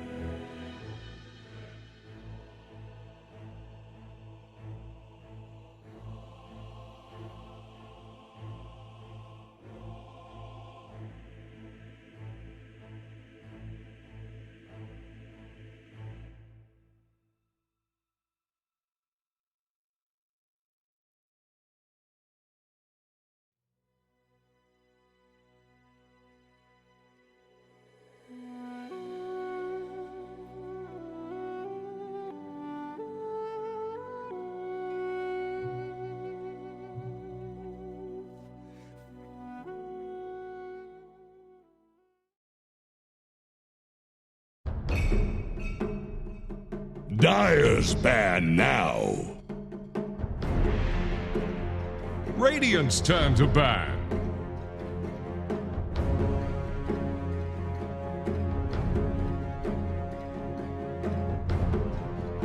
The Dire get a ban.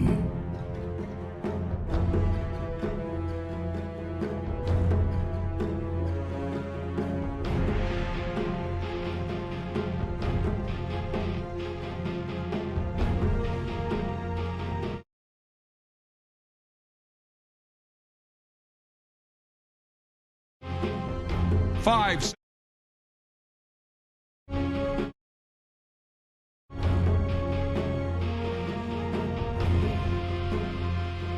Here's the Radiant ban. Dire's Doing turn. great. To pick. Not a good showing from Arkosh, unfortunately for them. Infamous looking really strong there, running that pause 5 gyro.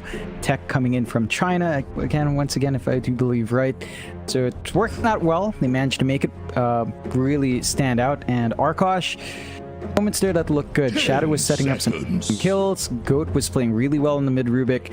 Disappointed that he didn't go for the right click Rubik. Might have been, and maybe the game turned there if he did. Probably not, but would have been much more dank if it did come out. So I will stand by my point. I would love to see poor Rubik in a pro game as a right clicker.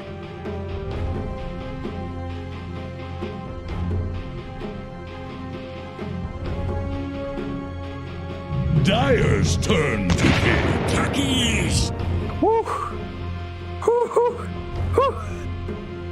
Okay, Gerg probably told him to do something. I'm sure Slacks was in chat as well. So here it is. Here it is. This is the tech.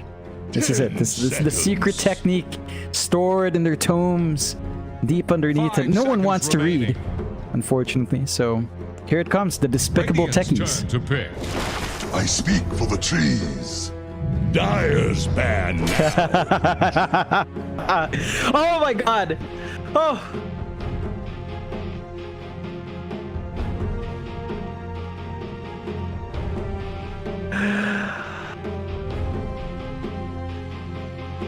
Oh, this is terrible though. Like they immediately just take the NP. So your prox mines are gonna be gone. Hooking through treants is gonna be tough. Arkosh have an uphill climb. Oh, you know what? Octarine PL. Now it's the time, Pale Horse. Yes. Yes. Yes. No. Yes. No. No. 10 seconds. Oh, maybe Gremlo plays Radiant's turn to Magnus, ban. right? So you have all these ways to Get a just go into the ban. mines. You're going all in on the techies. There you go. Yes. Give it to me.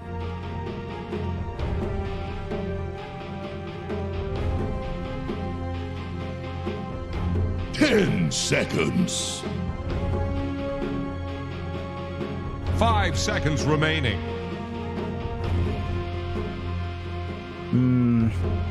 There was some spam in chat about Meepo coming out. So I guess if you truly Radiant's wanted to turn to make this game ban. despicable, you could try the Meepo. Don't know about Meepo into Radiant's Witch turn Doctor. to pick. That's true.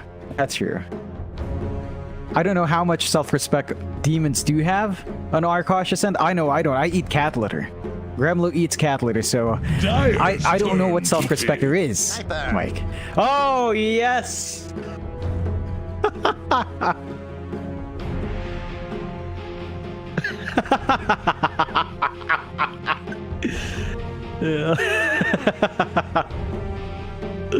Because why not? Why not? Arkosh, it's their last game. Going out in style. Infamous not biting the bait. They're not going dank at all.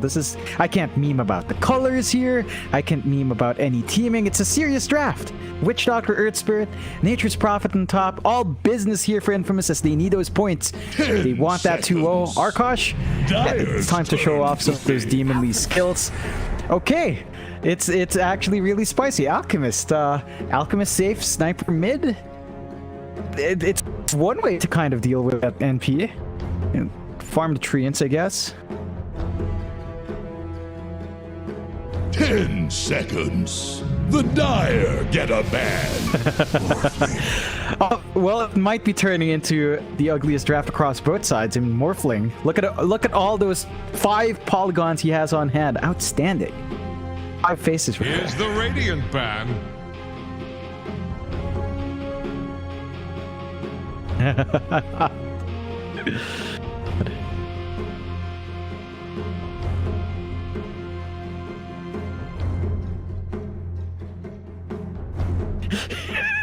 Ten seconds.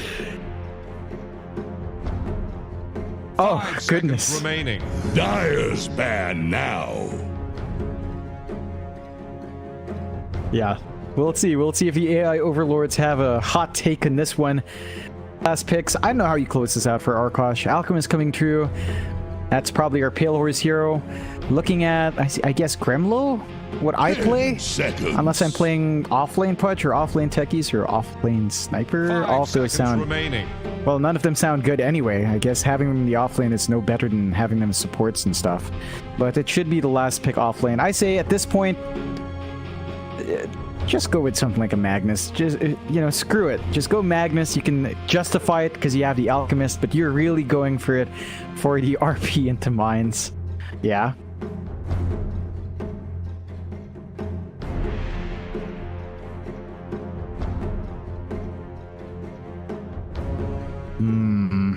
You could. That is actually a pretty dank way to go about it. Free Ags for Techies, Ags for Pudge, Ags for Sniper, and I guess that was something I think we saw in a Southeast Asian series, offlane Alk.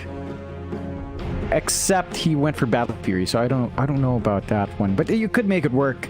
That's a justifiable way to Radiant's keep turn it to spicy bat. there for Arkosh. We'll have to see. They do seem to think that the offlaner's already there as they're banning supports.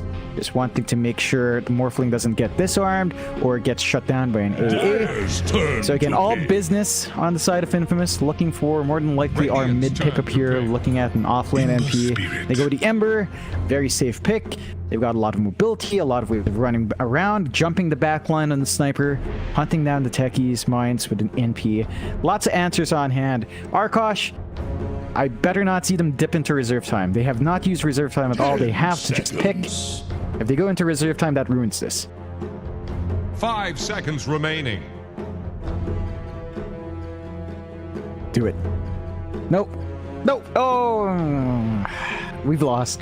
I'm tapping GG. I'm calling GG right now in chat.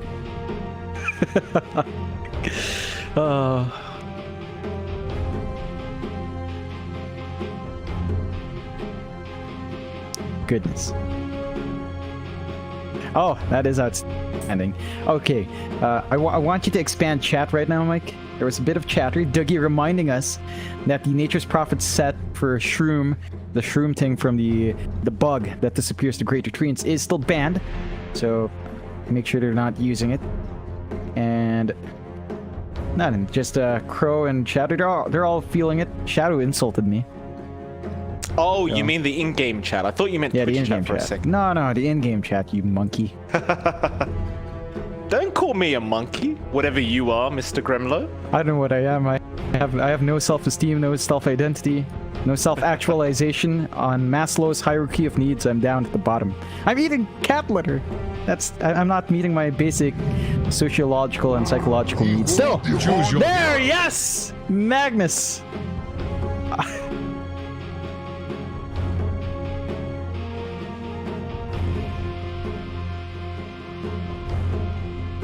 I'm playing Sniper though. All right. But Goat's on the Magnus, so is that Goat mid or Goat off? They can still flex because, quite frankly, I think they've thrown the book out the window. Goes on here as this is the dangest rap we will ever see, Mike. Nothing will ever compare.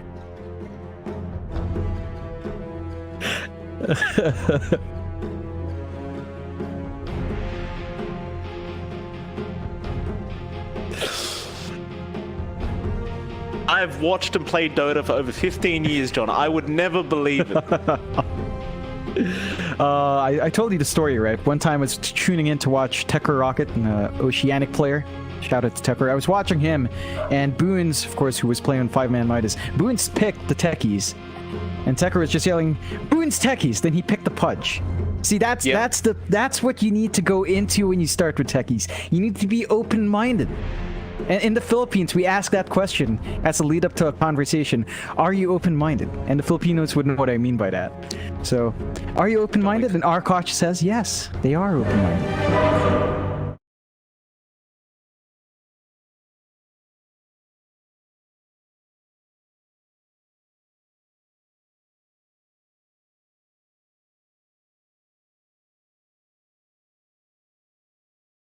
Techies, you are correct, John. 100% win rate so far. I dare say Arkosh definitely has this in the bag. Obviously, I can't give betting advice, John, but you know, obviously Arkosh has the better draft. I think everyone can agree on that. I will have to say, Mike, you look at Shadow's build. This is the tech. When you go techies, 4 Fairy Fires and a Tango. This is it. In fact, I would have dared him just screw the Tangos. 5 Fairy Fires, you know? Why bot it? Yeah. This reward Why? transcends Fairy Fire's a wee better. expectation. Gives you 2 damage. Instant heal as well. It's genius. Broken. Well, the Shadow truly is the Shadow now in the smoke of deceit. I guess this is why they call him Shadow as well, considering the hero he's playing. We're never going to see him. And he's going to ruin my camera work as well, if it wasn't bad enough already. Leo, hookshot, it's going to be on target, into the blow up, and they will kill him off. 30 seconds to Oh, battle. yes.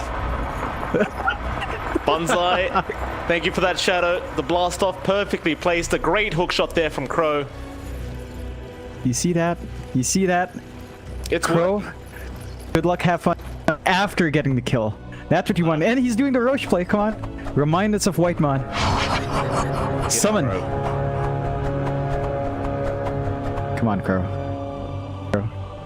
No excitement elsewhere, everyone's just there. You know, it's all business for Infamous. They take the first blood hit, but they do manage to secure the runes. What is going down mid? Like, we didn't see... Okay, Goat's going down mid. He didn't get shared tangos, but he is the Magnus. So this should be a steady lane for Goat, all things considered. Magnus up against Morphlings. Angel is taking that mid-morph here. Shouldn't be too hard for Angel. You should still find your last hits. You can shift around your strength attribute, kind of juke around. But Goat as well should not be slowing down too much. So it should be an even farming lane mid. And Shadow is actually hanging around just to play poke a bit. So there is that as well. That's the one thing about the techies, right? As a hero, and no other hero can do this, but as a techies, you can literally do whatever you want. And nobody will complain because nobody understands how to play this stupid hero. So he's going to blast off in the mid lane. Angel's going to lose over half his HP. And now Shadow's just going to walk down bot. And again, he can literally do anything. He could never show up in lane and you probably wouldn't have to, you wouldn't be able to complain. Because it's like, what does techies do? Yeah, it's a techies game. Still, they're abusing that down bot. Michael manages to snipe Pale Horse's courier. For the most part, Pale Horse doesn't mind his lane. He's level 2 now, has the acid spray, has Greevils, so you have to micro your tree and swell, prevent Pale Horse from finding that as it will stack up his farm. And Shadow now, he is stuck with Blast Off. Michael's going to be able to twack away at him quite nicely. Have to be a bit careful, but he is building into that soul ring, so he's going to have the pocket suicide ring on hand. That's going to be very helpful for him to at least get some denies off on himself if he does drop low. Lane, Crow. Oh, another hook landed here for Crow. Another kill. Arkosh 2-0 already. And you know what? Crow just going to go for a large camp pull. Should be successful. And as long as you're not around soaking the XP off the sniper, you're doing a pretty good job as the punch. Yeah. Just get your hook out, throw it out, don't overthink it too much. See if you can land one. Yeah, and so far it's been paying off for Arkosh. This does boil into something like an old mid matchup of Ember versus Sniper. Ember doesn't tend to enjoy that because of the early pressure of Shrapnel, so it is actually working out for Arkosh, at least now in laning. They are 2-0, they're getting value, and yeah, they got the rot with the Shrapnel. He's going to be very slow. Melodic will be there, so they should be able to kill Crow again, but he gets the hook shot, rather hook, but unfortunately, he did die before he got the kill, so I don't believe he'll get the strength for that. Yeah, it's not quite coming out.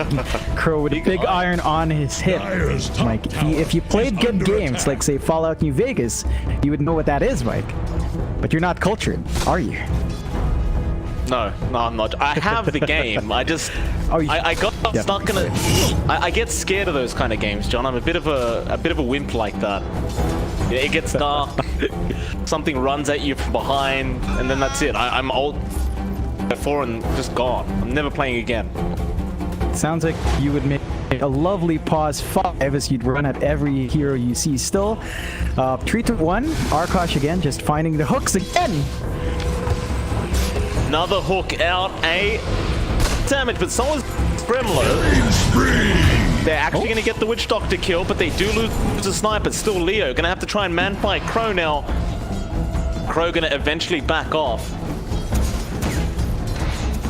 So between the Pudge and the Techies, there's a hell of a lot to look out for.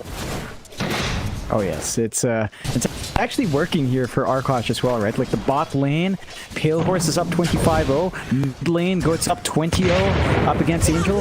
They're actually finding that initial farm. Well, Greg might have something to say about that one, John. Shadow not really killing himself with that blast off. Uproot and after them. Let's give a kill away there to Mariano. 4-3 now. Back up towards the top lane because apparently Crow can't miss a hook. And I don't want to miss this one. High ground, gonna show himself. Crow just gonna walk right up. Doesn't have help right now. They can't really contest A with the Melody. It's not gonna land either. A whiff there from Crow. The first one, it's not too bad still. They are keeping that constant pressure up top. Leo is still finding some farm, 19-2. Gremlo is not too far behind. So you're getting everything from these lanes for Arkosh. The net worth is starting to swing a bit for Infamous.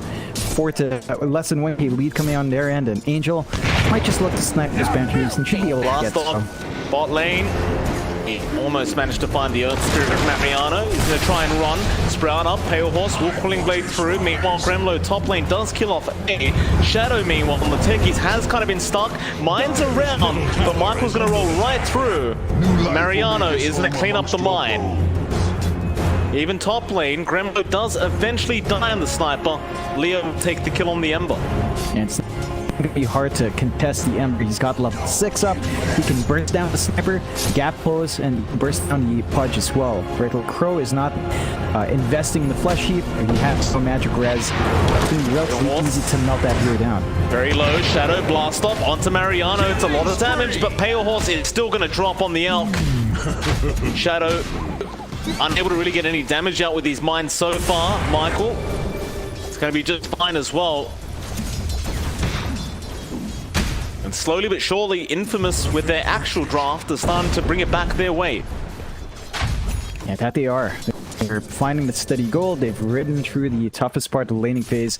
This is the point where Arkosh need to kind of redistribute some of that EXP. Shadow will want level 6 soon. You're going to want that in your Pudge as well. You need to wait for the blink on both before making any plays. And without level 6 on Techies, you don't really have that combo into mines to play with yet. So you're going to have to be a bit more cautious there. They've done a good job clearing out the tree line bot.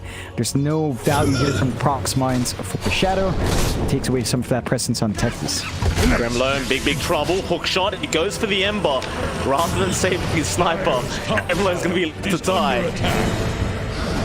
Crow now going to be feeling a little bit silly as he gets chained up. There's going to be some help, but Goat, oh, what a sleight of fist there from Leo. Right through the skewer. And of course, Gremlo did eventually die to the melodic damage there from A. Draw a line to Radiant's middle good set of kills coming out. Infamous starting to bounce back in. They're hitting those power spikes in EXP. And Arkosh with this draft need to slow down a bit. They need that blink on Goat. If not, then the Echo Saber needs to fly out first after his treads. So there's some farming to do now. Gremlo as well probably wants his level 6 for the sniper to start to kick into gear. And with a 2-level deficit against an Ember Spirit, that's not going to be easy to find here for Gremlo up top. You have been denied.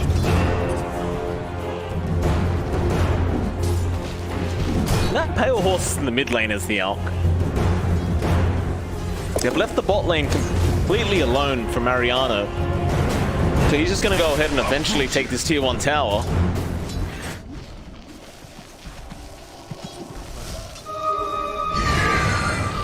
Sure about this. Pale Horse, he's just trying to get his own farm up, but Michael is around just watching everything. Set in stone. Of course, Leo up at the top lane is completely free farming on the Ember. And pretty much every core is at the top of the net worth board. Apart from, of course, the Alchemist, which is also there. Leo hooked, but he had a Remnant, of course, and is going to get assassinated, but it won't matter. Leo going to be just fine. Yeah, I mean, they're finding angles, but the follow-through is hard now on the Ember, and he can just reset. In fact, he might go for more. They know where they are. Why the hell not? Straight back onto Gremlo. Kart's going to bounce towards the sniper. Crow trying to run along with his sniper. Gremlo slowly tying. Hook shot there. Catching out aim. They will get him, but the sniper does die. Radiant's bottom tower is staggering. Angel now right into Pale Horse. So has his level 6 timing, but he has no mana. He'll bottle up now. But it looks like Leo is just going to be able to walk away, and now another great hook by Crow onto Angel. This is a stiff win. But they don't have the follow-up yet. They really need those mines. Yeah, they need levels up on Shadow. They're trying to let him soak. They should probably prioritize him for the tome here as well. And once you have that level 6, you can start making this a mind game. Still, they lose their bot tier 1 fairly, not fairly early. It's around 9 minutes in. Mariano's just getting that space out, and he's still keep invading that triangle. Yeah, I mean, they're not going to give any space for Shadow to be able to farm up. Mine blows up, blast off, back to the grave for him. At least he has a smaller respawn time, so that's kind of nice. But eventually, Infamous, I mean, the way they're playing, they're just going to have a huge net worth lead if this keeps up. Pro, roll in, they have caught out the punch. And their RTB's coming in up. Nice dodge from Goat. A very nice dodge with the slide of fist. They got the supports. And Crow gives him the lull. Leo, no mana left on the Ember. He does have a bottle, but can he get a charge off? It looks like he can use the 6 charges instead, perhaps, and just run. Fine. Yeah, you're still really happy here if you're Infamous. Like, you drop a couple here, it's not the biggest deal now. 8 to 10, 2k lead for Infamous up. You are still having that lead with Mariano, who was basically free farming. He's working his way mid now for the push. And Angel as well is doing quite well. So you're not building up enough on Pale Horse to be up ahead. And that's going to be a constant issue here. The hook is there. Crow again on target. No hesitation from the punch, and Mariano, he can't really run away from this. He'll try to sprout. Angel will come in. Skewer going to cancel the TP. They don't have an RP, but they're going to try and fight Angel anyway. It's just not going to work out in their favor. They haven't got the mines down. Gremlo's trying to run. Leo will chase him up underneath the tier 1 tower. Meanwhile, Goat trying to run, but he just can't. They get wiped. Pale Horse, can he at least kill Leo? Oh, the chains. He's gonna try, but I don't think he can keep up. But the mines can. Is under attack. Got it. There you go, Shadow. He's justified now. He's vindicated. That's not going to stop this push down mid. There's a massive wave coming in. Mariano is just pressuring.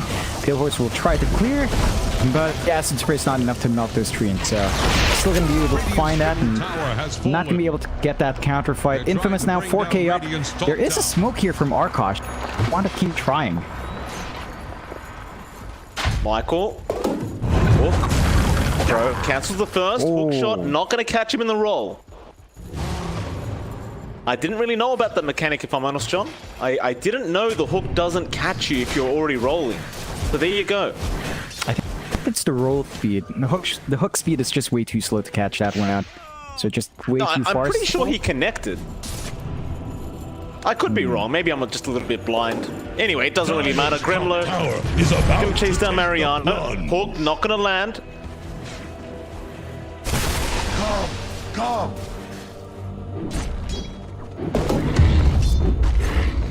Back up top, Pale Horse is just still trying to farm up that Radiance. Radiant's It's an middle interesting tower is choice. under Not going attack. for the Battle Fury, so it's a bit slower of a build-up, but that doesn't mean he has more presence. These fights with the Radiant Spurn could be helpful. He did divert for a Maelstrom first, so he wants something to accelerate into the Radiance. That's going to help out the cause. Infamous, though, they're building up. It's 5k up now, 10 to 14. They can start to invade. They're taking over that bot jungle. They've got a smoke up in their 2 supports. Dire's They could middle look tower for is making a under play. They could easily pressure. just have Mariano TP in.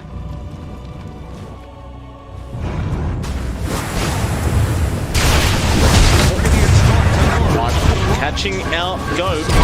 Obscure away is not going to help. Mines, however, Ooh. don't get him. Michael's going to survive on 30 HP. They'll pop the smoke and he'll just run.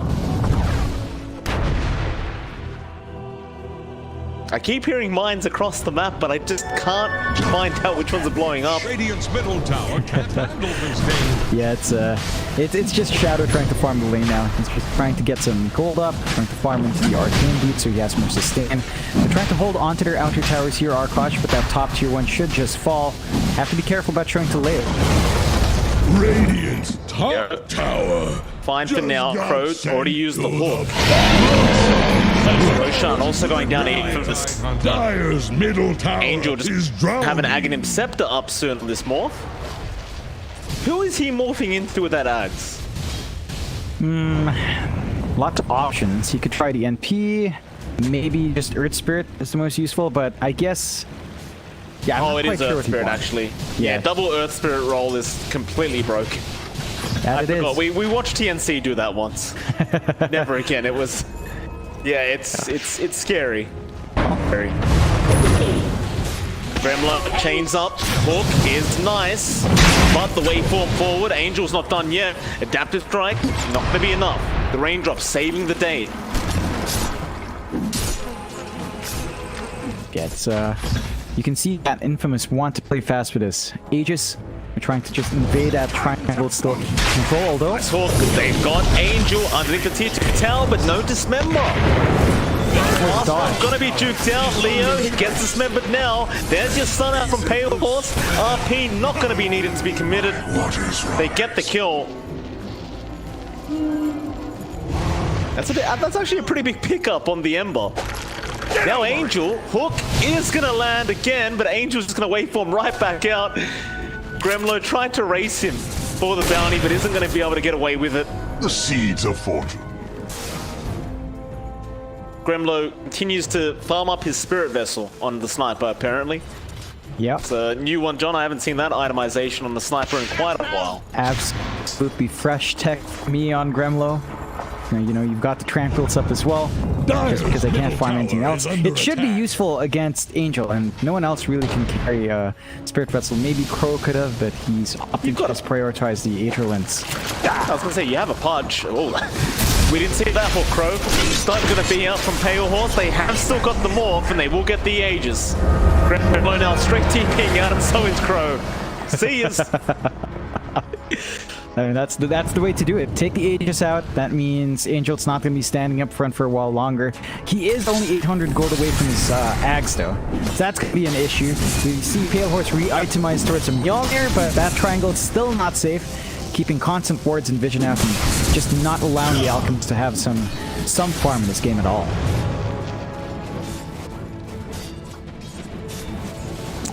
I forgot we never checked Dota Plus, but whoa, wait a minute. They were favored. How was it at 65% at the start of the game? It's a with good this trial? draft. It's a good draft. I don't know what you're on about. This is a great draft. Outstanding draft. Best draft. Crow? 10 out of 10. Thank you, John. Crow. Roll in. He doesn't even need to go for the hook. Michael in danger. Now the skewer back. The mine's already gone, but they still get the kills.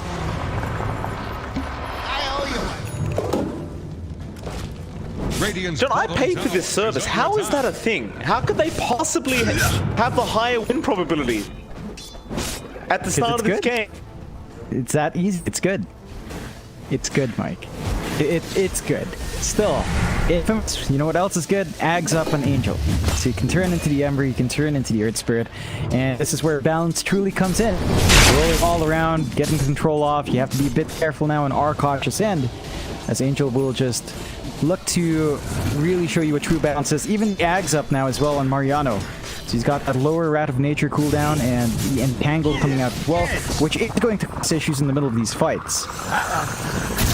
Nice little group up of mines around Pale Horse right now. I think Goat was looking for a skewer back. Infamous obviously realizing they've got to be careful because it's been a long time since they've been on this side of the map. Radiant's middle tower. So mines could be anywhere. Radiant fortified their structures. Attack the heroes. Oh, there's a triangle. Leo. You okay? Well, down to the bot side, Pale Horse is trying to bait them. He's underneath the ward, but he knows they know. They're not going to come any further. I think it's a little bit too obvious as Angel rolls back in, right back onto the Elk, and the pings are coming out. He just can't make it in time. Now Angel with roll in, Shadow taking the next roll. RP is nice from Goat, however, but there's no mines there. They might get the Earth Spirit, but they lose a lot more. Leo not even going to die to the mines that blow up in front of him. Angel trying to run. Radiant's bottom tower faces a stiff wind. Nobody dying here from Infamous apart from the ES. And we are about to see some real broken mechanics with Morphling Earth Spirit. Oh yes. This is where it really comes into action. Like just the mobility coming through. I say that as well, John. If Ice Frog is by any chance watching, I do mean nerf Morphling, not Earth Spirit. Don't touch Earth Spirit. There's nothing wrong with him. Oh, nice hook! Hook is there. Leo is going to die, and Crow gives the pause. The pause DC. Had to be done, John. Had to be. There's the question mark. The only appropriate response. Not impressed. Not impressed at all. I don't blame them. That's a very quick reconnection from Crow as well. I had time to... Nice pause though, Crow. Well done. Yeah. I mean, that's half the job with Pudge Techies, right? You've got to tilt the enemy. Yeah. That's the entire point. That's the only reason you'd ever draft this way is if you're not tilting the enemy, then you're tilting your teammates. So it's one of the two.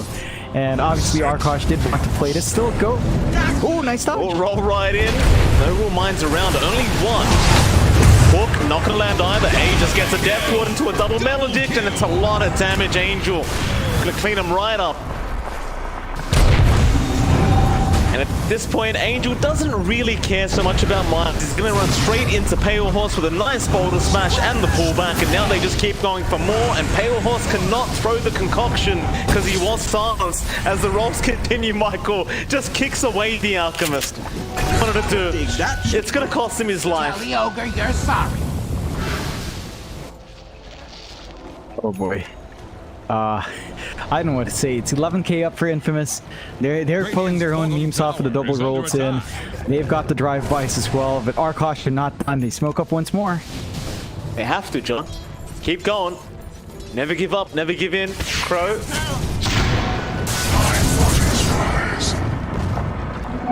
For a big hook. Gremlo gonna be spotted there on the sniper. Leo immediately just runs away. He's gonna move in, but he is gonna die. Nice hook there from Crow.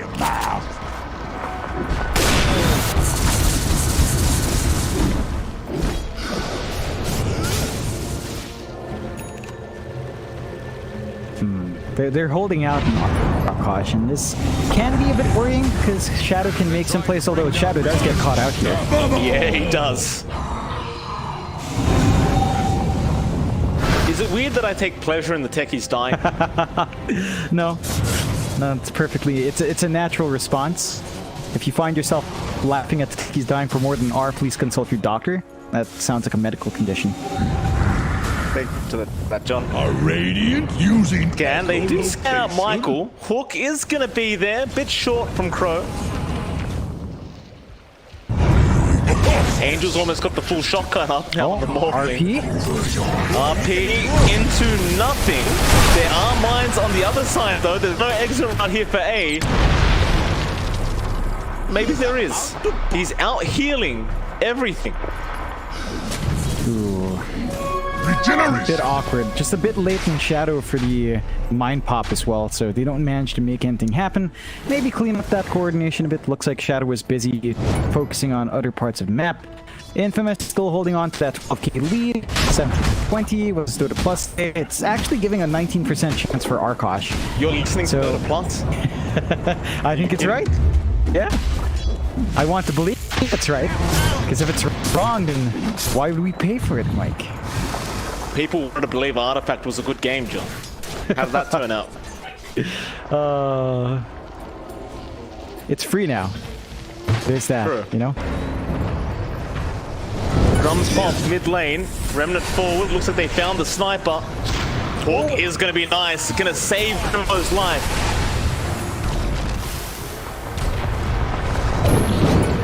Shadow has kind of been left behind on the tech. He might just need to go for a blast off.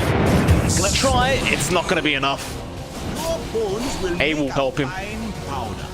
Yeah, it's unfortunate, but you know, this is what you'd expect from the lineup of Infamous. They've got the shotgun now in Angel, so you can definitely roll shotgun out.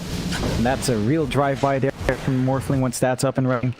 Arkosh, it's time to maybe focus on the high ground. Like we've seen Shadow try to control the jungles instead, control the top jungle triangle and the bot jungle. I think the high ground's going to need a lot of mines. If you want to play to the strength of the lineup, this is where you stall the game out for 2 hours and make everyone give up on life.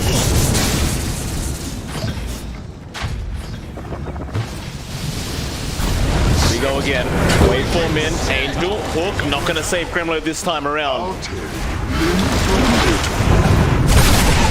All right. You can also spawn tree them all, right? Yes. Isn't that nice? So if he buys shards on Morphling, does he also get greater triggers for the Sprout? Yes, I believe so. Hold that thought because it's a hook shot. RP as well, go there. Got Leo, is it gonna be enough? Not quite. And they're gonna roll in. They want to fight in the base. Shotgun there on the Magnus. They'll take down one Crow, trying to run.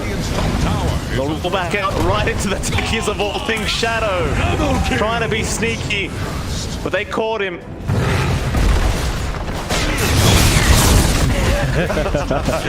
Not even an XD, just a DX. Which is actually twice the value of an XD, John, believe it or not. That it is. Still, racks melting. See that perfect balance and how many summons there are. What in the hell is Shadow? What in the hell is that, Shadow? It sounds Japanese, John. About to flounder. I'm reading it. I don't know how to speak the language, unfortunately, so I'm not sure why I'm bothering to read. Can we get a translation from you, sir? I can't read Japanese. I can't even translate this because I can't paste it into Google Translate 10. And because you're the analyst and you're not controlling the whole production, John, I thought maybe you could go to Google Translate and do it there, but that's okay, John. I know we're not paying you enough for that. Let's see if it actually detects it. It actually does. So you go ahead and look at this, and I will try.